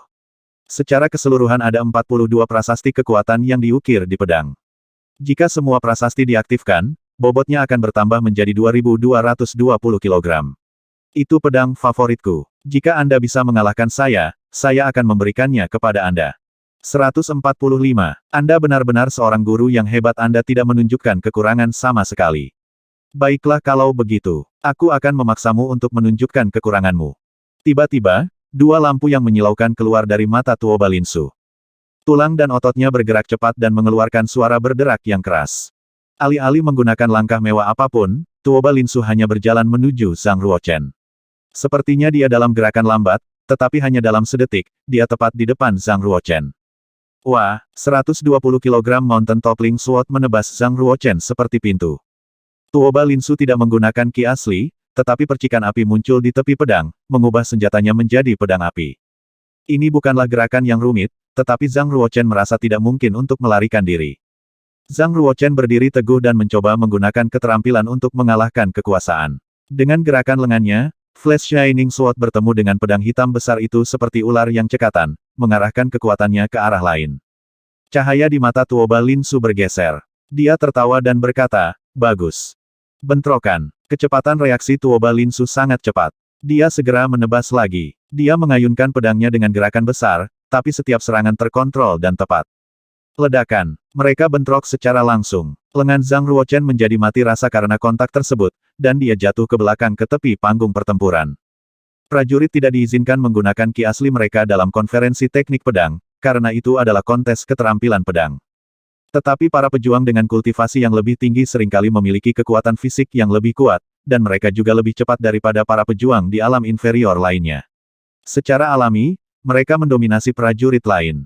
Zhang Ruochen melihat Flash Shining Sword miliknya dan menemukan celah kecil di atasnya. Pedang tumbang gunung Tuoba Linsu adalah lengan bela diri asli tingkat ke-7. Flash Shining Sword, yang merupakan lengan bela diri asli tingkat 4, tidak dapat bersaing dengannya baik dalam material maupun ketajaman. Tuoba Linsu menyadari ketidakadilan tersebut. "Aku akan mengganti pedangku." "Tidak perlu." Dengan kecepatan bayangan naga angin kerajaan, Zhang Ruochen berlari ke Tuoba Linsu dalam waktu singkat. "Sekarang, ambil ini." Itu sangat cepat. Tuoba Linsu terpesona. Saat itu, bayangan pedang muncul di atas kepalanya. Dia merasakan angin pedang dan rasa sakit yang menusuk di kepalanya. Memukul. Tuoba Linsu menyandarkan kepalanya ke belakang, memegang pedangnya dengan kedua tangan, dan menusuk ke udara. Zhang Ruochen memutar tubuhnya untuk menghindari ujung pedang. Dia mendarat di belakang Tuoba Linsu dan berteriak, "Pedang pemandu suci." Flash Shining Sword ditebang dalam garis vertikal, langsung menuju punggung Tuoba Linsu. Tuoba Linsu tidak berbalik. Sebagai gantinya, dia menusuk ke belakang dengan pedangnya, seperti perisai besi yang menghalangi serangan Zhang Ruochen. PHEW. Kedua pedang itu saling bentrok. Percikan melesat ke udara. Army Breaking Strike. Tuoba Linsu tiba-tiba berbalik, menjejakkan kakinya, dan menebas secara horizontal. Itu adalah gerakan di kelas menengah tahap spiritual. Tuoba Linsu telah menyempurnakannya melalui puluhan kampanye dan ribuan pembunuhan. Satu pukulan memiliki kekuatan yang cukup untuk menyapu ribuan musuh. Sekarang, karena jarak mereka yang dekat, serangan kuat itu memaksa Zhang Ruochen untuk memblokir. Inilah mengapa Tuoba Linsu menjadi seorang master. Dia tahu bahwa keuntungan Zhang Ruochen adalah kecepatannya, jadi dia tidak memberi Zhang Ruochen kesempatan untuk melarikan diri, memaksa Zhang Ruochen untuk menghadapinya secara langsung. Menamparkan, kedua pedang itu bentrok dengan CRACK, yang menusuk telinga. Flash Shining Sword patah, dan ujungnya berputar menjauh. Pedang 1 meter telah menyusut menjadi setengah meter. Tapi Zhang Ruochen tidak panik. Sebaliknya, dia tetap tenang. Dia menendang tanah dan mendorong dirinya ke belakang tepat pada waktunya untuk menghindari serangan berikutnya dari Tuoba Linsu. Baik, Pangeran Tuoba memang master teratas di antara generasi muda di Longchuan Commandery. Dia mematahkan pedang pemberani hanya dalam 8 gerakan. Berani-beraninya dia menyebut dirinya prajurit terbesar di dunia. Bagi Pangeran Tuoba, dia hampir tidak layak untuk diperjuangkan. Mata Tuoba Linsu menjadi dingin. Dia menatap tajam ke arah kedua pria itu dan berkata, dia tidak kalah. Pedangnya patah hanya karena kelasnya lebih rendah. Zhang Ruochen, aku bisa meminjamkanmu pedang lagi untuk menyelesaikan pertempuran kita. Zhang Ruochen menggelengkan kepalanya dan berkata, siapa yang bilang aku tidak bisa bertarung dengan pedang patah? Pangeran Tuoba, kita belum selesai. Saya pikir saya menemukan kekurangan dalam permainan pedang Anda. Teknik pedangnya sangat kuat, tapi juga sangat sulit untuk dihubungkan. Anda tidak memiliki pelengkap setelah setiap gerakan. Meskipun sepertinya teknik pedangmu tidak bisa dihentikan, ketika aku melakukan serangan balik di antara teknikmu, kamu pasti akan kalah. Tuoba Linsu tetap tenang dan berkata, jadi, apa maksudmu kamu bisa mengalahkanku dalam 2 pukulan pedang? Zhang Ruochen menjawab, cukup banyak. Putri Komando ke-13 cemberut. Huff, itu kebanggaan besar bagi seseorang dengan pedang patah. Dia berkata. Tuoba Linsu menjadi lebih serius dari sebelumnya. Dia memegang pedangnya dengan kedua tangan dan berteriak, gunung dan pedang pemecah sungai. Suara mendesing. Percikan api di bilahnya berubah menjadi gelombang api yang diarahkan tepat ke Zhang Ruochen. Zhang Ruochen melompat dari tanah dan menginjak pedang Tuoba Linsu, mendorongnya sedikit ke tanah. Di saat yang sama, Zhang Ruochen melemparkan pedangnya yang patah ke Tuoba Linsu. Ledakan. Tuoba Linsu dengan cepat mengarahkan kembali tebasannya untuk memukul pedang yang patah itu. Saat dia mengangkat pedangnya untuk menyerang Zhang Ruochen, angin kencang bertiup dari sisinya. Zhang Ruochen menggunakan ujung tangannya seperti pedang dan memukul leher Tuoba Linsu. Tuoba Linsu jatuh ke tanah dengan suara yang berat. Ledakan. Tubuh besar Tuoba Linsu roboh ke tanah. Lehernya akan patah jika Zhang Ruochen tidak menunjukkan belas kasihan. Zhang Ruochen tampak tenang. Dia mengambil pedangnya yang patah dan berkata, pedang di hati lebih kuat dari pedang di tangan. Kamu sangat-sangat kuat. Tuoba Linsu mengusap lehernya. Meski masih merasa linglung, dia berhasil berdiri. Dia menyerahkan Mountain Toppling Sword miliknya kepada Zhang Ruochen dan berkata, saya kalah. Aku akan menepati janjiku dan memberikan pedang ini padamu. Zhang Ruochen tersenyum. Dia menjawab, seorang pria tidak mengambil apa yang disukai orang lain. Meskipun Tuoba Linsu sangat menyukai pedang tumbang gunung, dia tidak bisa kehilangan kehormatannya. Dia bersikeras, jika kamu tidak mengambil pedangku hari ini, semua orang akan melihatku sebagai penipu yang mengingkari kata-katanya. Kepribadiannya sama lugasnya dengan teknik pedangnya. Baik, aku akan mengambilnya. Setelah berpikir sejenak, Zhang Ruochen mengambil Mountain Toppling Sword. Kemudian, dia menyerahkannya kembali kepada Tuoba Linsu dan berkata, sekarang, aku memberikan pedang ini padamu. Tuoba Linsu tercengang. Dia tersenyum dan mengambil pedang itu. Zhang Ruochen, terima kasih atas pedangnya. Aku akan mengirimimu pedang lagi. Saya memberikan kata-kata saya. Tuoba Linsun berjalan mengitari panggung pertempuran. Banyak putri bangsawan mulai melemparkan daun giok emas mereka ke panggung pertempuran dari lantai 2 pengadilan Jinfeng.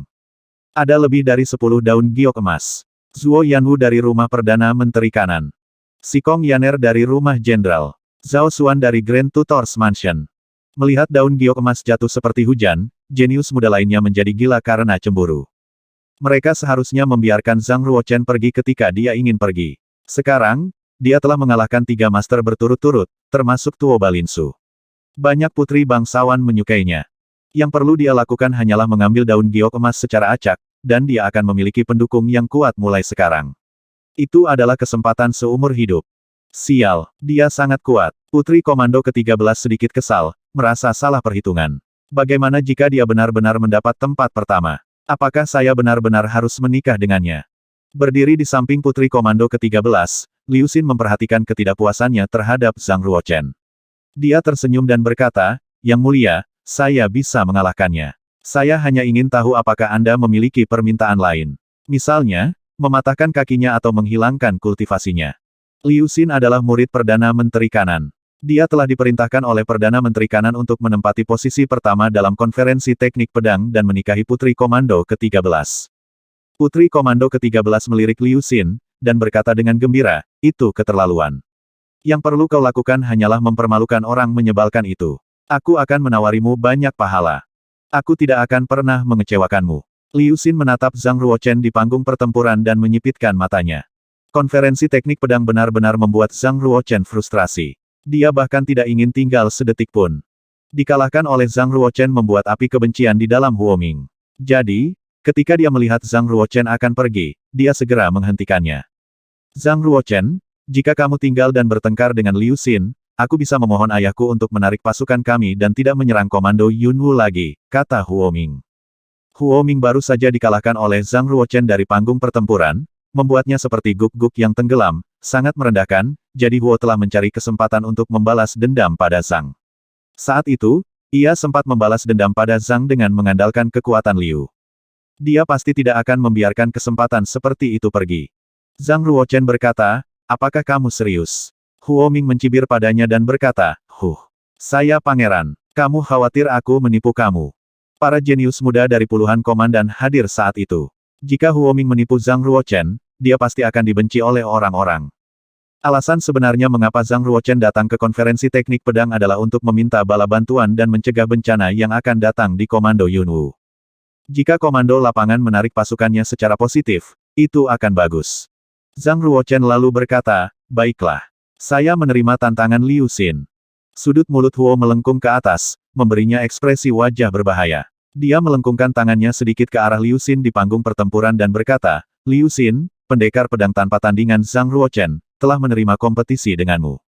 Terima kasih atas bujukanmu, atau aku tidak bisa belajar dari teknik pedang Peerless Swordsman yang belum pernah terjadi sebelumnya." Liu Xin juga tersenyum. Zhang Ruochen mengabaikan gema mereka satu sama lain dan kembali ke panggung pertempuran. Dia berkata, "Huoming, jangan lupakan persetujuan kita." Huoming menjawab, "Tentu. Begitu Anda melangkah ke atas panggung, saya pasti akan membujuk ayah saya untuk menarik pasukan baik Anda menang atau kalah." Tiba-tiba, Zhang Ruochen terpikir bahwa Huoming baru saja mengatakan dia akan membujuk ayahnya, sementara komando lapangan, tentu saja, dapat menolak bujukannya dan terus menyerang komando Yunwu. Sepertinya Huoming adalah pria yang konyol, tapi sebenarnya dia licik. Betapa canggihnya Huo, Zhang Ruochen berpikir dalam benaknya. Meskipun dia membedakan jebakan dalam kata-kata Huoming, Zhang Ruochen sudah berada di panggung pertempuran. Jika dia keluar pada saat itu, dia akan diejek. "Zhang Ruochen, jika Anda mengalahkan Liu Yan, saya akan memimpin pasukan saya dari Komando Longquan untuk membantu Komando Yunwu," kata Tuoba Linsu, yang menatap Huoming dengan jijik. "Terima kasih, Pangeran Tuoba," Zhang Ruochen berkata. Liu Xin berdiri dengan luar biasa di tengah panggung pertempuran, memegang pedang di tangannya. Dia menatap Zhang Ruochen di depannya dan bertanya dengan agresif, "Teknik pedang asli hanya bisa dilepaskan melalui ki asli. Apakah Anda berani bertengkar nyata dengan saya?" "Maksud kamu apa?" tanya Zhang Ruochen. Liu Xin menjawab dengan percaya diri, "Kultivasi saya telah mencapai tingkat lanjut dari alam bumi. Aku bisa mengontrol wilayahku ke tahap menengah saat bertarung denganmu. Saya ingin tahu apakah Anda memiliki cukup keberanian." Setelah 3 pertempuran sebelumnya, Liu Xin menyadari bahwa Zhang Ruochen telah membuat pencapaian besar dalam teknik pedang. Bahkan Liu Xin sendiri tidak cukup percaya diri untuk mengalahkan Zhang Ruochen. Itulah mengapa dia mengusulkan pertarungan dengan Zhang Ruochen di alam yang sama karena akan ada persentase yang lebih tinggi baginya untuk memenangkan pertarungan dengan cara ini. Zhang Ruochen menemukan arti sebenarnya dan tertawa. "Kamu pikir kekuatanmu yang sebenarnya tidak bisa dilepaskan tanpa ki asli?" "Tepat," kata Sue Bingsheng. Zhang Ruochen menggelengkan kepalanya dan berkata, "Jika kamu bertarung denganku di alam yang sama, aku khawatir kamu tidak dapat menahan seranganku sekalipun. Kamu harus memikirkannya dengan jernih." Dalam ranah yang sama, Zhang Ruochen bahkan bisa mengalahkan Luo Su, apalagi Liu Xin. Liu Xin tidak bisa merasakan apapun selain penghinaan. Dia tersenyum dingin pada Zhang Ruochen dan berkata, "Betapa sombongnya kamu. Jika Anda benar-benar bisa mengalahkan saya dalam satu serangan, saya akan memotong tangan saya dengan pedang saya. Jika Anda ingin memotong tangan Anda, saya tidak akan menghentikan Anda, kata Zhang Ruochen. Liu Xin memelototi pedang patah di tangan Zhang Ruochen dan berkata, saya tidak ingin memenangkan pertempuran dengan cara yang tidak adil. Ganti pedangnya dulu. Tidak perlu mengganti pedang untuk mengalahkanmu, kata Zhang Ruochen. Sombong sekali. Liu Xin mengendalikan kultivasinya ke medium state of the Black Realm. Ki asli bekerja dengan cepat di dalam tubuhnya dan kemudian dibenamkan ke dalam pedang panjangnya. Desir. Melalui kiprah cepatnya, Liu Xin merilis teknik bela diri kelas rendah spiritual. Dia sangat cepat sehingga 5 bayangan muncul di sekelilingnya. Pada saat yang sama, dia mengayunkan pedangnya ke arah Zhang Ruochen. Meskipun Liu Xin mengendalikan wilayahnya ke medium state of the Black Realm, dia masih merupakan master dari Earth Realm. Teknik bela diri yang dia latih agak luar biasa. Selain itu, dia membuat pencapaian besar dalam teknik pedang, yang telah mencapai alam tahap lanjutan pedang mengikuti pikiran. Dengan hanya mempertimbangkan teknik pedang, Liu Xin bahkan lebih terampil daripada Tuo Balinsu. Meskipun telah melihat Five Flapping Shadows, Zhang Ruochen tetap diam. Selanjutnya, dia menutup matanya. Wah, Zhang Ruochen bergerak satu langkah sedikit ke kiri, di mana dia melarikan diri dari serangan bayangan pertama. Kemudian dia pindah 2 langkah lagi ke arah kanan untuk menyingkirkan bayangan kedua, setelah itu dia mundur selangkah jika diserang oleh pedang bayangan ketiga. Akhirnya, dia memiringkan tubuhnya ke belakang agar terbebas dari serangan pedang oleh bayangan keempat. Melihat keluar panggung, Liu Xin menampilkan 5 bayangan. Pedangnya bergerak dengan cara yang sangat cepat dan menyerang secara berurutan sehingga setiap serangan darinya agak tidak masuk akal. Sebaliknya, Zhang Ruochen tidak mengadopsi pedangnya tetapi menampilkan 9 bayangan. Selain itu, dia tidak membuka matanya tetapi masih menghindari semua serangan Liu Xin. Lebih dari 10 bayangan di panggung pertempuran bergerak begitu cepat sehingga sulit untuk mengetahui mana yang merupakan tubuh asli Liu Xin dan mana yang merupakan tubuh Zhang Ruochen. Bahkan Putri Komando ke-13 yang selalu sombong terkejut dan merasakan kejutan besar dalam pikirannya. Qing Chibai, murid dari Half Saint, menggelengkan kepalanya sedikit dan berkata, Liu Xin sangat salah sehingga dia pikir dia bisa mengalahkan Zhang Ruochen di alam yang sama. Namun, di alam yang sama, Zhang jauh lebih kuat darinya. Memukulnya semudah memukul semut. Putri Komando ke-13 mengira itu semacam tersangka dan berkata, sebelum Liu Xin menerobos alam bumi, dia adalah master peringkat ke-18 di papan mendalam. Dalam dunia yang sama, bagaimana dia bisa tampil jauh lebih buruk daripada labu dari Komando Yunwu itu? Duduk di samping tanpa berbicara, Sun Guihai tertawa dan berkata, Anda mungkin tidak tahu, Yang Mulia. Zhang Ruochen menduduki peringkat pertama di antara murid-murid sekolah pasar bela diri di Omen Ridge. Dikatakan bahwa kekuatan spiritualnya telah mencapai tingkat ke-29. Bahkan dalam seluruh sejarah Kunlun's Field, dia adalah 10 besar jenius dalam kekuatan spiritual. Mendengar kata-kata ini, Putri Komando ke-13 sangat terkesan. Qing Chibai berkata, meskipun Zhang Ruochen bukanlah seorang pendekar yang tak tertandingi, hanya sedikit orang di alam yang sama dengannya yang dapat mengalahkannya. Putri Komando ke-13 sedikit cemas dan menunjukkan wajah frustrasi. Dia berkata, apa yang harus kita lakukan? Jika dia memenangkan konferensi teknik pedang, maka aku harus menikah dengannya. Saya tidak ingin menikah dengannya. Sun Guihai tersenyum, jangan khawatir, Yang Mulia.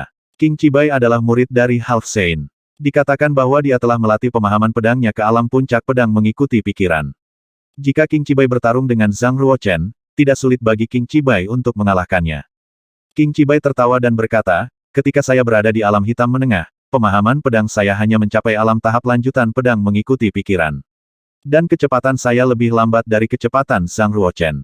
Pada saat itu, saya sama sekali tidak bisa mengalahkannya. Namun, jika saya mengontrol wilayah saya ke keadaan menengah alam hitam, itu masih merupakan pertarungan yang tidak setara di antara kami berdua, meskipun saya bisa mengalahkannya. Kultivasi Qing Chibai berada di tahap pertengahan alam bumi. Sesuatu akan tetap tidak berubah bahkan jika dia mengendalikan wilayah medium state of the Black Realm. Misalnya, di dunia saat ini, terobosannya di Danau Qi, di mana penyimpanan Qi asli ribuan dan jutaan kali lebih kaya daripada Zhang Ruochen, Qing Chibai tidak perlu khawatir tentang konsumsi Qi asli meskipun dia mengendalikan wilayahnya ke medium state of the Black Realm. Selain itu, kualitas fisik prajurit di alam bumi juga jauh lebih kuat daripada yang ada di alam hitam.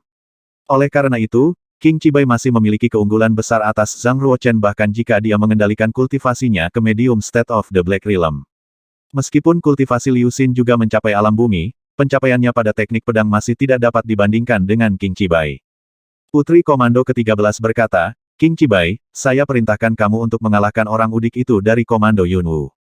Jika Anda tidak membantu saya, maka saya harus pergi ke Komando Yunwu yang terpencil itu. Jika dia harus memilih antara King Chibai dan Zhang Ruochen, Komando ke-13 pasti akan memilih yang pertama.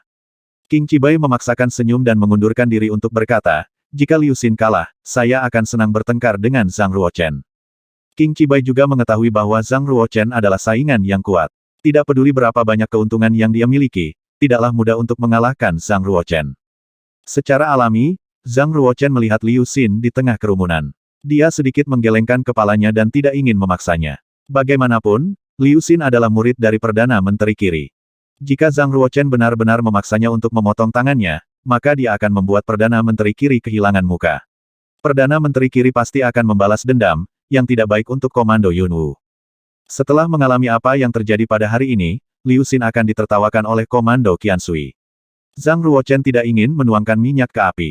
Sekarang tidak ada seorang pun di konferensi teknik pedang yang berani menertawakan Zhang Ruochen lagi. Tak satu pun dari mereka akan merasa konyol jika Zhang Ruochen mengklaim dirinya sebagai pendekar tak tertandingi. Sebaliknya, mereka hanya akan menganggapnya sebagai pria yang percaya diri, yang punya banyak alasan untuk bangga pada dirinya sendiri. Huo Ming juga kaget. Dia menatap Zhang Ruochen di panggung pertempuran, merasa seolah-olah wajahnya dipukul oleh Zhang Ruochen. Para putri bangsawan di lantai 2 pengadilan Jin Feng membuang potongan daun giok emas.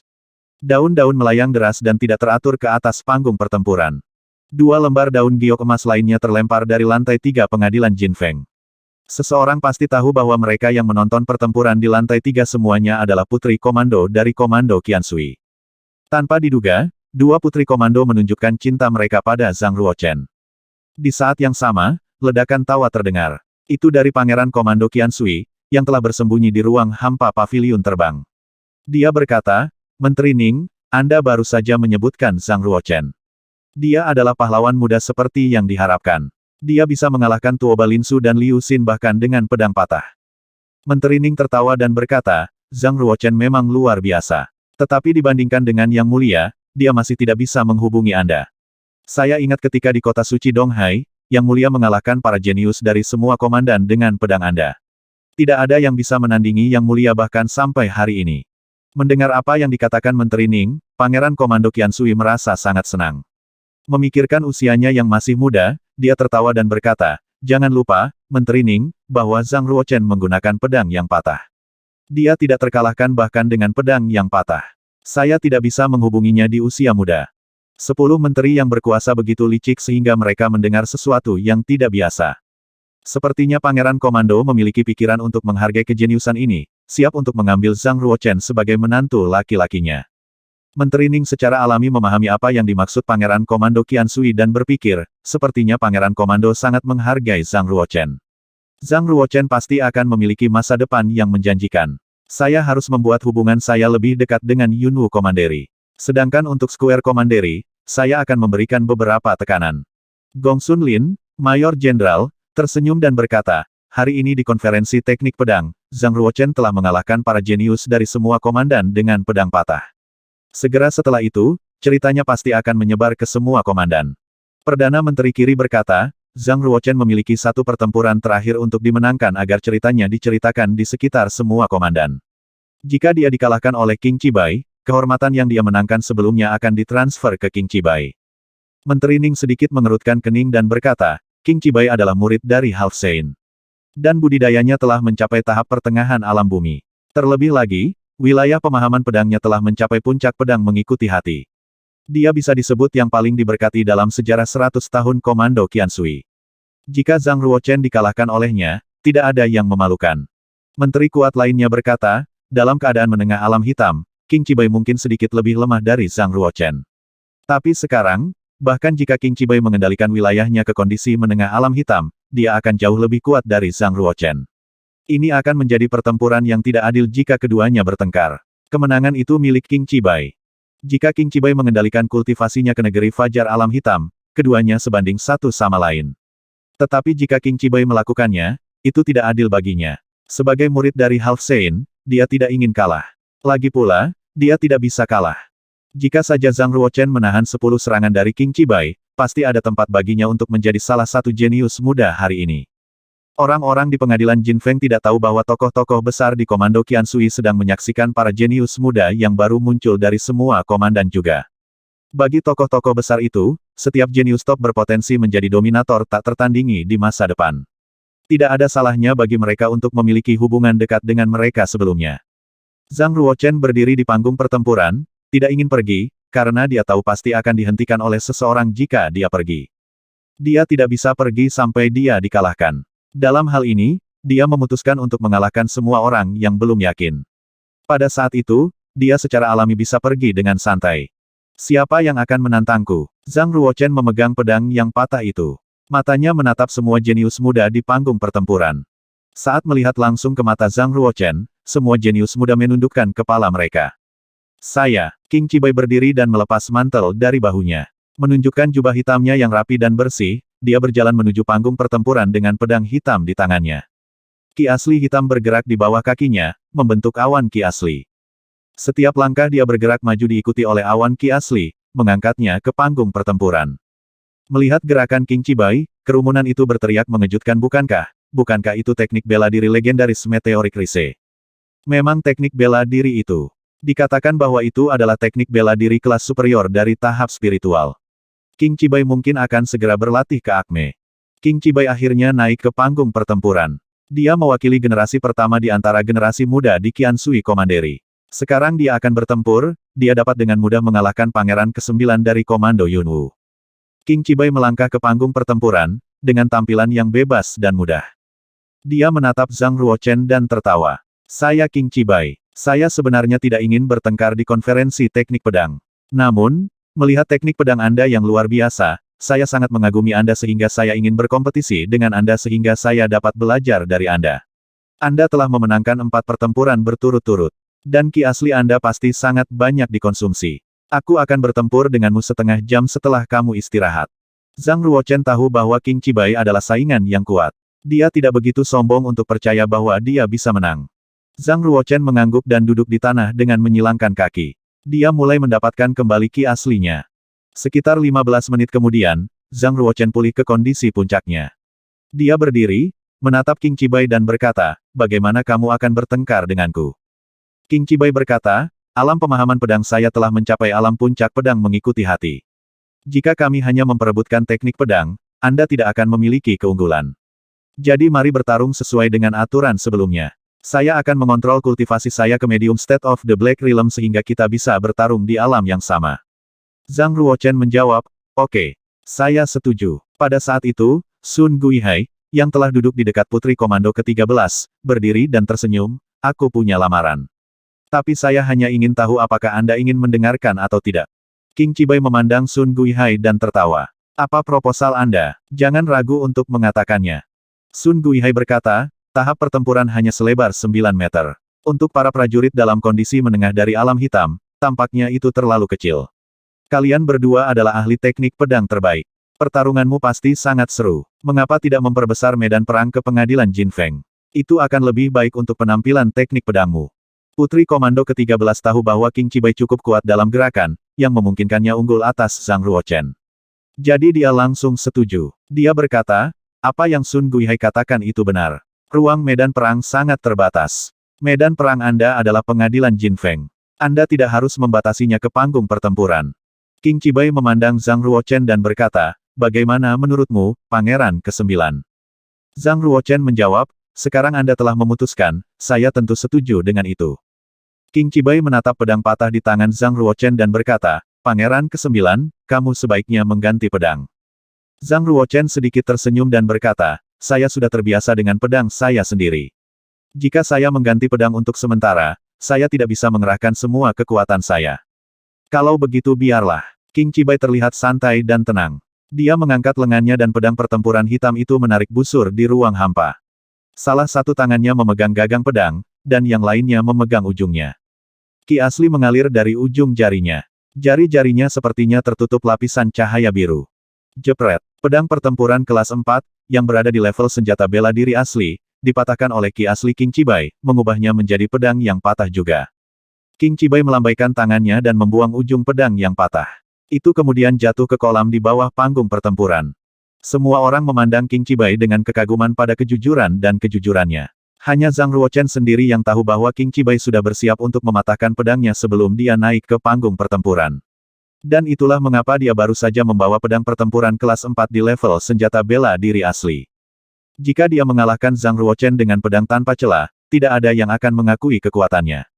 Sebaliknya, jika dia mengalahkan Zhang Ruochen dengan pedang patah, dia tidak hanya akan memenangkan pertempuran tetapi juga ketenaran. Ketenaran juga penting bagi seorang jenius. Zhang Ruochen menjernihkan semua pikirannya yang mengganggu.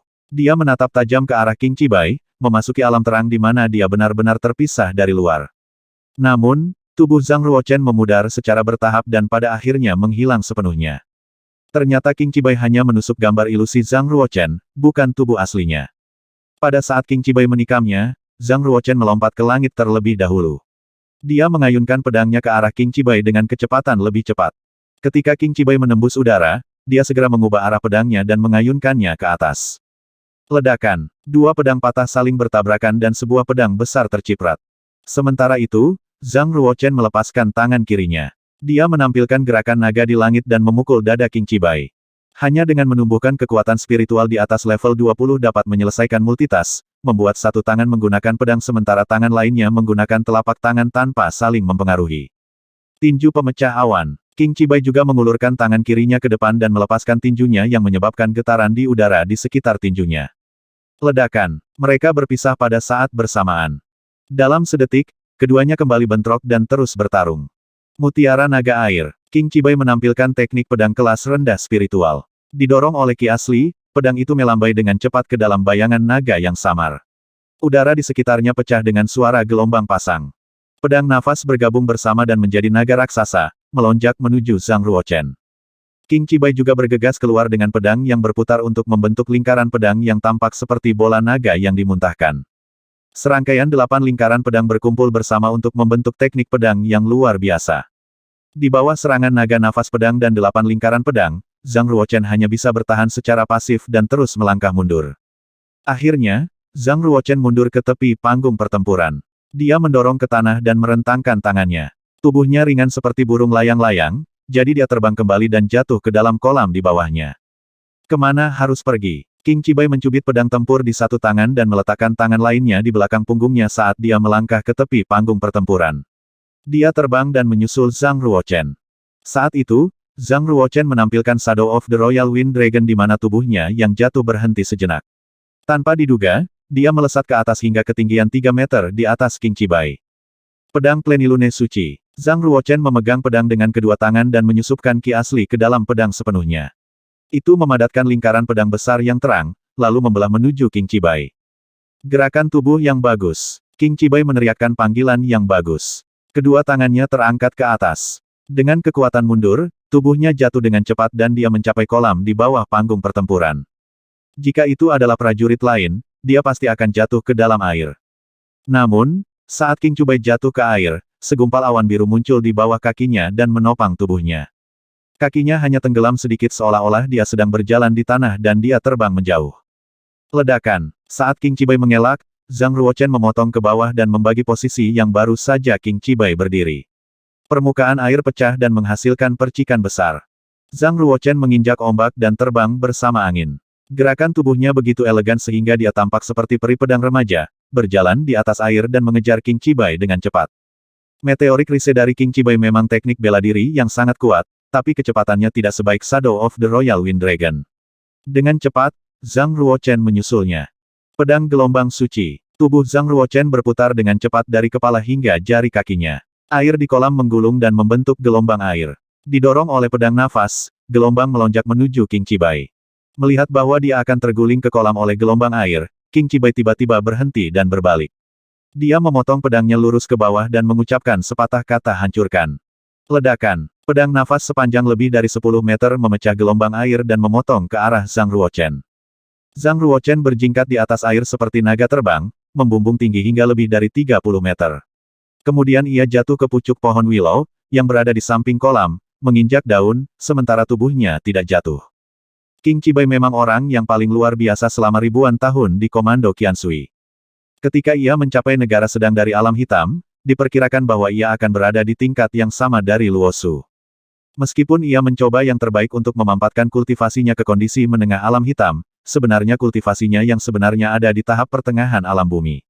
Apakah itu derajat pemurnian ki asli, kekuatan konstitusinya, atau kecanggihan seni bela dirinya, dia jauh dari sebanding dengan mereka yang sangat terampil dalam keadaan menengah alam hitam, pikir Zhang Ruochen. Dengan kata lain, meskipun Qing Chibai sekarang telah menekan kultivasinya ke medium state of the Black Realm, kemampuannya saat ini dapat dengan mudah mengalahkannya di medium state of the Black Realm 6 tahun lalu. Jika Zhang Ruochen menganggapnya sebagai pejuang dari alam hitam menengah, dia akan salah total. Awalnya, saya pikir Qing Chibai akan mengambil keuntungan mutlak dan mengalahkan Zhang Ruochen dalam beberapa gerakan. Tapi saya tidak menyangka bahwa mereka akan bertarung habis-habisan. Tuoba Linsu tidak berdamai setelah dikalahkan oleh Zhang Ruochen. Namun, melihat pertarungan antara Zhang Ruochen dan Qing Chibai, dia yakin. Wajah Liu Xin cukup kejam. Dia berkata dengan marah, bagaimana dia bisa begitu kuat. Qing Chibai memang telah mempraktikkan alam pemahaman pedang ke alam puncak pedang mengikuti hati. Tuoba Linsu mencibir dan berkata, tidak bisakah kamu melihat bahwa Zhang Ruochen juga telah mempraktikkan alam pemahaman pedang ke alam puncak pedang mengikuti hati?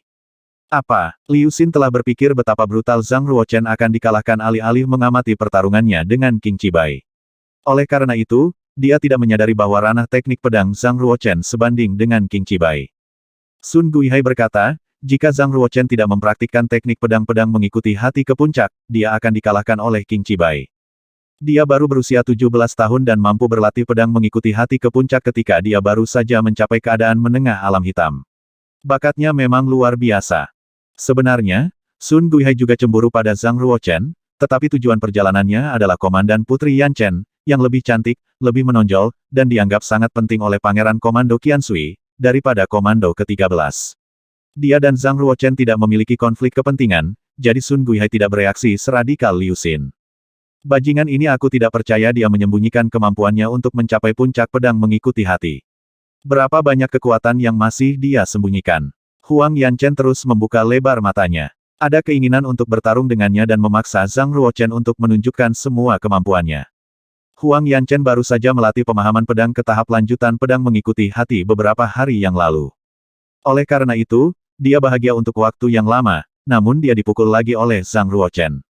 Dengan kemampuan Qing Chibai, dia seharusnya bisa membuat Zhang Ruochen menunjukkan kemampuannya yang sebenarnya. Huang Yanchen sedikit mengangkat mulutnya dan memperlihatkan sederet gigi seputih salju. Qing Chibai berdiri di atas air dengan kokoh. Pakaiannya lebih hijau daripada air kolam, dan rambut panjangnya terurai tanpa angin. Bahkan jika dia hanya berdiri diam, ada pedang nafas yang tak terlihat di sekitar tubuhnya, yang mengirimkan suara sua. Jika seseorang berani berjalan dalam jarak 5 langkah dari area di sekitar tubuhnya, dia akan dihancurkan oleh nafas pedang yang tak terlihat. Ini adalah puncak pedang mengikuti hati. Menurut pendapat orang biasa, Qing Chibai, pada saat itu, tidak memiliki perbedaan dengan dewa pedang dalam legenda. Qing Chibai adalah orang yang menghargai reputasinya. Sebagai murid dari Half Saint, dia harus menjadi yang terbaik dan melakukan yang terbaik untuk mengalahkan Zhang Ruochen dalam waktu singkat. Zhang Ruochen tidak memiliki beban seperti yang dimiliki Qing Chibai, tetapi dia juga ingin menang. Dia ingin menerobos ke alam yang lebih tinggi dari pertempuran antara Qing Chibai dan dirinya sendiri ini. Alam itu dikenal sebagai jantung terintegrasi ke dalam pedang. Qing Chibai baru saja mencapai puncak pedang mengikuti hati, dan dia masih memiliki jalan panjang untuk mencapai hati yang terintegrasi dengan pedang. Zhang Ruochen berada di alam hati terintegrasi ke dalam pedang di masa hidupnya yang terakhir. Oleh karena itu, relatif lebih mudah baginya untuk mencapai alam hati yang terintegrasi ke dalam pedang daripada Qing Chibai. Pada saat itu, dunia pedang Zhang Ruochen hanya berjarak 1 langkah dari jantung terintegrasi ke pedang. Alam Zhang Ruochen lebih tinggi dari puncak pedang Qing Chibai mengikuti hati. Tentu saja, Qing Chibai memiliki sejumlah kelebihan yang tidak dimiliki Zhang Ruochen, yang menyebabkan pertarungan sengit. Jika saya menggunakan domain waktu dan ruang, maka saya akan memiliki peluang 80% untuk mengalahkannya. Zhang Ruochen berpikir sejenak dengan serius. Dia menggelengkan kepalanya lagi dan memutuskan lebih baik untuk tidak mengekspos kekuatan domain ruang dan waktu. Orang-orang besar dari Komando Qiansui pasti telah memperhatikan pertarungan ini secara rahasia. Kartu master lain dapat diekspos, tetapi Time and Space Domain adalah kartu terbesar Zhang Ruochen, jadi itu sama sekali tidak bisa diekspos. Menelan mengambil air. Setelah konfrontasi singkat, Qing Chibai bergerak lebih dulu seolah-olah dia adalah burung layang-layang yang terbang di atas air. Pedang tempur Qian miliknya tampak seperti ekor burung layang-layang yang terus bergetar, lalu membentuk bayangan pedang. Teknik bela diri di kelas menengah dari tahap spiritual, teknik pedang menelan. Zhang Ruochen tidak berlatih teknik pedang di kelas menengah tahap spiritual, jadi dia harus terus menggunakan spiritual kelas rendah, keterampilan pedang suci, untuk bertarung. Pedang plum pemecah suci. Zhang Ruochen terbang dari atas pohon willow, dan menusuk, lalu menghancurkan semua pedang nafas Qing Chibai. Qing Chibai tidak panik sama sekali. Dia segera mengubah taktik menelan kembali ke sarang. Pedang siannya menembus jantung Zhang Ruochen. Melihat pedang nafas yang tajam, Zhang Ruochen melangkah mundur dengan cepat, tetapi lengan bajunya hancur, membuat suara sobek, sobek. Lengan putihnya hancur berkeping-keping oleh pedang nafas dan jatuh ke air. Qing Chibai mengambil keuntungan dan mengejarnya, dan pedang di tangan seperti burung layang-layang terbang. Dia dengan cepat menikam leher Zhang Ruochen. Menggunakan kekuatan Blood Meridian, Qing Chibai melakukan gerakan terkuat dari teknik pedang walet. Telan tanpa air mata. Dengan kekuatan medium state-nya di dalam alam hitam, Qing Chibai tidak dapat melakukan gerakan ini. Namun, dengan kekuatan Blood Meridian, dia memaksa dirinya untuk melakukannya. Ledakan. Dua pedang bentrok lagi, membuat suara logam yang memekakkan telinga. Para jenius muda di kejauhan hampir tidak bisa melihat sosok Zhang Ruochen dan Qing Chibai sama sekali. Apa yang bisa mereka lihat hanyalah bentrokan kuat antara gambar ilusi dari Blood Beast dan Peacock Blood Beast. Gelombang terbentuk di danau. Erangan tajam burung merak terdengar menusuk gendang telinga semua orang. Untungnya, semua penonton di sini adalah tuan muda. Jika ada prajurit dengan kultivasi yang lebih lemah, mereka mungkin sudah pingsan oleh gelombang suara. Teknik pedang Qing Chibai berada di kelas menengah tahap spiritual. Dengan kekuatan yang lebih kuat dan perubahan yang lebih indah, itu memiliki keunggulan atas Zhang Ruochen. Zhang Ruochen memiliki level yang lebih tinggi di alam, dan Blood Beast-nya memiliki kekuatan yang lebih kuat. Tak satu pun dari mereka berada dalam posisi menguntungkan dalam bentrokan itu. Gambar ilusi Zhang Ruochen tentang binatang darah hampir merobek gambar ilusi Qing Chibai tentang binatang darah merak. Di pengadilan Jin Feng, sebuah suara berteriak karena terkejut, astaga. Blood Beast mereka sangat ajaib. Para jenius muda biasa bahkan tidak bisa memblokir satu gerakan pun dari mereka. Bukan rahasia di Komando Qiansui bahwa Qing Chibai bisa meledakkan binatang darah merak. Ini hampir mengejutkan seluruh komando saat itu. Menurut gurunya, dia memiliki bakat untuk menjadi orang suci. Tapi binatang darah Zhang Ruochen bahkan lebih ajaib. Baik naga ilahi dan gajah yang kejam adalah penguasa di daratan. Terlebih lagi, dia meledakkan kedua Blood Beast pada saat bersamaan. Aku takut kekuatan Blood Meridiannya lebih kuat dari Qing Chibai. Mereka berdua memiliki bakat untuk menjadi orang suci, kata Tuo Balinsu. Liu Xin bersenandung dingin dan berkata, masih terlalu dini untuk mengatakannya. Banyak orang jenius yang luar biasa pada awalnya. Yang lain mengira mereka bisa menjadi orang suci suatu hari, tetapi mereka menjadi lemah di kemudian hari. Beberapa gagal untuk menerobos kemacetan tertentu dalam seluruh hidup mereka, dan beberapa menjadi semakin lambat dalam latihan mereka dan akhirnya berhenti. Mereka terlalu banyak. Beberapa orang di sekitarnya mengangguk. Liu Xin benar, masih terlalu dini untuk memprediksi masa depan mereka sekarang. Setelah bentrokan, Zhang Ruochen mendarat lagi di atas pohon willow di samping danau, berdiri di sana tanpa usaha seolah-olah dia sedang mengapung. Dia mengambil pedangnya yang patah dan melihatnya dengan hati-hati. Dia menemukan banyak celah di dalamnya. Sepertinya pedang itu bisa pecah kapan saja. Pedang patah Qing Chibai menghadapi masalah yang sama seperti pedang Zhang Ruochen. Bentrokan itu begitu kuat sehingga pedang tempurnya hampir terguncang. Qing Chibai menemukan dirinya dalam pertempuran tersulit sejak dia debut. Dia menatap bayangan darah naga dan gajah di belakang Zhang Ruochen tanpa rasa takut. Sebaliknya, dia memiliki niat perang yang kuat. Wah, berdiri di permukaan danau, dia mengangkat tangannya ke ketinggian yang sama dan melepaskan ki asli dan pemahaman pedang. Air di danau mulai bergelombang. Tetesan aliran air dari danau berada di sekitar Qing Chibai. Ratusan tetes ini terus berputar. Mengembun. Ki asli Qing Chibai memiliki sifat dingin seperti es. Setelah mengucapkan kata itu, ratusan tetes mengembun menjadi pedang es putih dengan segera. Masing-masing panjangnya sekitar 1 inci, sepenuhnya dipaketkan oleh ki asli. Melihat ini, banyak anak muda jenius tercengang hingga tidak bisa berkata-kata. Hanya prajurit dengan kultivasi tinggi yang dapat memahami bahwa ketika seseorang mencapai puncak pedang mengikuti hati, bahkan bunga, sehelai rumput, atau setetes air pun dapat mengembun menjadi pedang. Pada saat yang sama, saat Zhang Ruochen di atas pohon willow mengangkat tangannya, semua daun hijau di pohon tumbang dan terbang mengelilingi tubuhnya membuat suara pedang yang tajam dari logam. Zhang Ruochen mengayunkan pedangnya yang patah dan mengarahkannya ke Qing Chibai. Daun hijau yang tak terhitung jumlahnya, ditutupi ki asli, terbang ke Qing Cibai seperti hujan pedang hijau. Tepuk, tepuk. Pada saat yang sama, Qing Cibai memerintahkan pedang dingin es kecil untuk terbang menuju Zhang Ruochen. Pedang dingin yang membeku berbenturan dengan pedang daun willow. Setelah beberapa putaran bentrokan, pedang dingin es kecil dan pedang daun willow menghilang pada saat bersamaan. Memotong. Zhang Ruochen terbang di belakang pedang daun willow, berdiri di atas daun. Ketika daunnya menghilang, dia memadatkan semua ki aslinya dan menebas dengan keras. Qing Cibai, sedikit heran, segera mundur. Jatuh. Bagian depan jubah Qing Cibai robek. Jubah biru berubah menjadi kardigan. Untungnya, dia mundur ke masa lalu, atau Zhang Ruochen akan menyakitinya dengan parah. Zhang Ruochen melanjutkan pengejaran kemenangannya, tidak menyisakan istirahat untuk Qing Cibai. Pedang plum pemecah suci. Pedang plenilune suci. Pedang angin dan hujan suci. Zhang Ruochen melakukan 18 teknik berturut-turut, tampak seperti 18 bayangan. Seluruh proses berjalan mulus dan unggul dalam pemahaman pedang.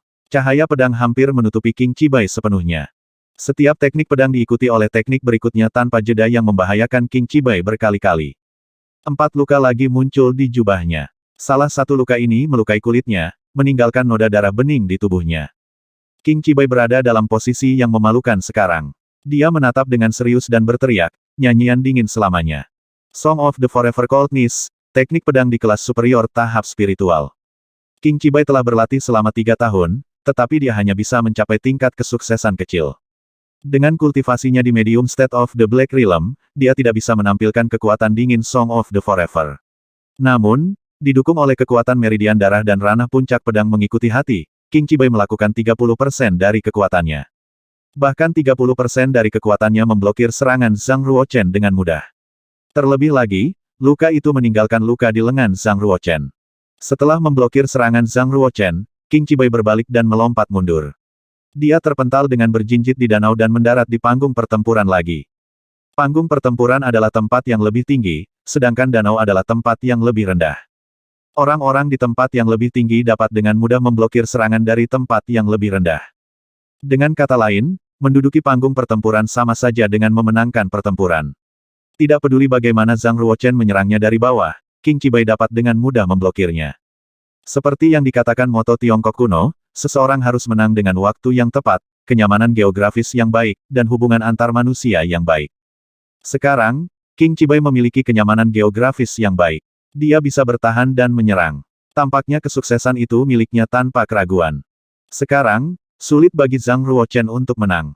Tapi itu cukup baik untuk memaksa Qing Cibai kembali ke tempat yang lebih tinggi untuk pertahanan. Tidak peduli Zhang Ruochen menang atau tidak hari ini, dia pasti akan terkenal dan menjadi jenius top yang bisa berdiri bahu-membahu dengan Qing Cibai. Liu Xin menatap Zhang Ruochen dan mencibir. Sekarang, apa yang bisa kamu lakukan selanjutnya? Pada saat ini, Zhang Ruochen tiba-tiba bergerak. Zhang Ruochen tidak menyerang Qing Cibai di panggung pertempuran. Sebagai gantinya, dia melakukan Shadow of the Royal Wind Dragon. Dia melangkah ke ruang hampa dan terbang ke pengadilan Jin Feng di kejauhan. Tuoba Linsu mengetahui niat Zhang Ruochen. Dia berkata, panggung pertempuran tingginya 18 meter, tetapi pengadilan Jin Feng setinggi 83 meter, 4 kali lebih tinggi dari panggung pertempuran. Jika Zhang Ruochen bisa mendarat di lantai 3 pengadilan Jin Feng, dia akan menjadi orang yang bisa menempati tempat yang lebih tinggi. Untuk prajurit lain, hampir tidak mungkin untuk masuk ke pengadilan Jin Feng, tetapi untuk Zhang Ruochen, yang telah berlatih bayangan naga angin kerajaan, itu tidak terlalu sulit. Menyadari niat Zhang Ruochen, Qing Cibai melakukan meteoric rise dan terbang menuju puncak pengadilan Jin Feng dengan tergesa-gesa ketika Zhang Ruochen mengambil langkah ketiga. Setelah langkah ke-9, Zhang Ruochen mendarat di atap pengadilan Jin Feng. Dia menginjak ubin mengkilap seolah-olah dia adalah peri pedang muda dari surga. Qing Cibai satu langkah kemudian mendarat di atap. Zhang Ruochen melambaikan tangannya, dan seberkas cahaya pedang sepanjang 7 meter menebas ke arah kaki Qing Cibai. Qing Cibai tetap tenang. Dia memilih untuk tidak melawan Zhang Ruochen secara langsung. Dia menenggelamkan tubuhnya dan mendarat di lantai 4 pengadilan Jin Feng. Setelah beberapa saat, ledakan keras terdengar dari atas lapangan. Qing Cibai menerobos ubin kaca dan terbang ke udara 10 meter. Dia memegang pedang di tangannya dan menebas sebanyak 13 kali. Zhang Ruochen berdiri dengan mantap di atap, juga menebas 13 kali. Dia mengguncang napas pedang Qing Cibai menjadi beberapa bagian. Jatuh. Tumpukan ubin kaca dihancurkan oleh pedang nafas dan jatuh dari atap. Mereka berdua berdiri di atas atap setinggi lebih dari 80 meter. Bayangan terlintas dan pedang berbenturan, terus membuat suara yang menusuk telinga. Apakah mereka akan melakukan pertempuran yang menentukan di puncak kota Yunwu? Para jenius muda di bawah semua mengangkat leher mereka dan melihat ke atas. Tidak hanya mereka tetapi juga para prajurit di seluruh tempat bisa melihat pertempuran di atap. Pertempuran itu menimbulkan sensasi besar. Ledakan, pedang di tangan mereka bentrok lagi. Kedua pedang yang patah itu hancur berkeping-keping pada saat bersamaan, berubah menjadi potongan besi dan terbang ke segala arah. Melihat potongan besi terbang ke arah dirinya, Qing Cibai dengan cepat membuang gagang pedangnya yang terbuka dan segera bergerak mundur untuk melarikan diri. 150.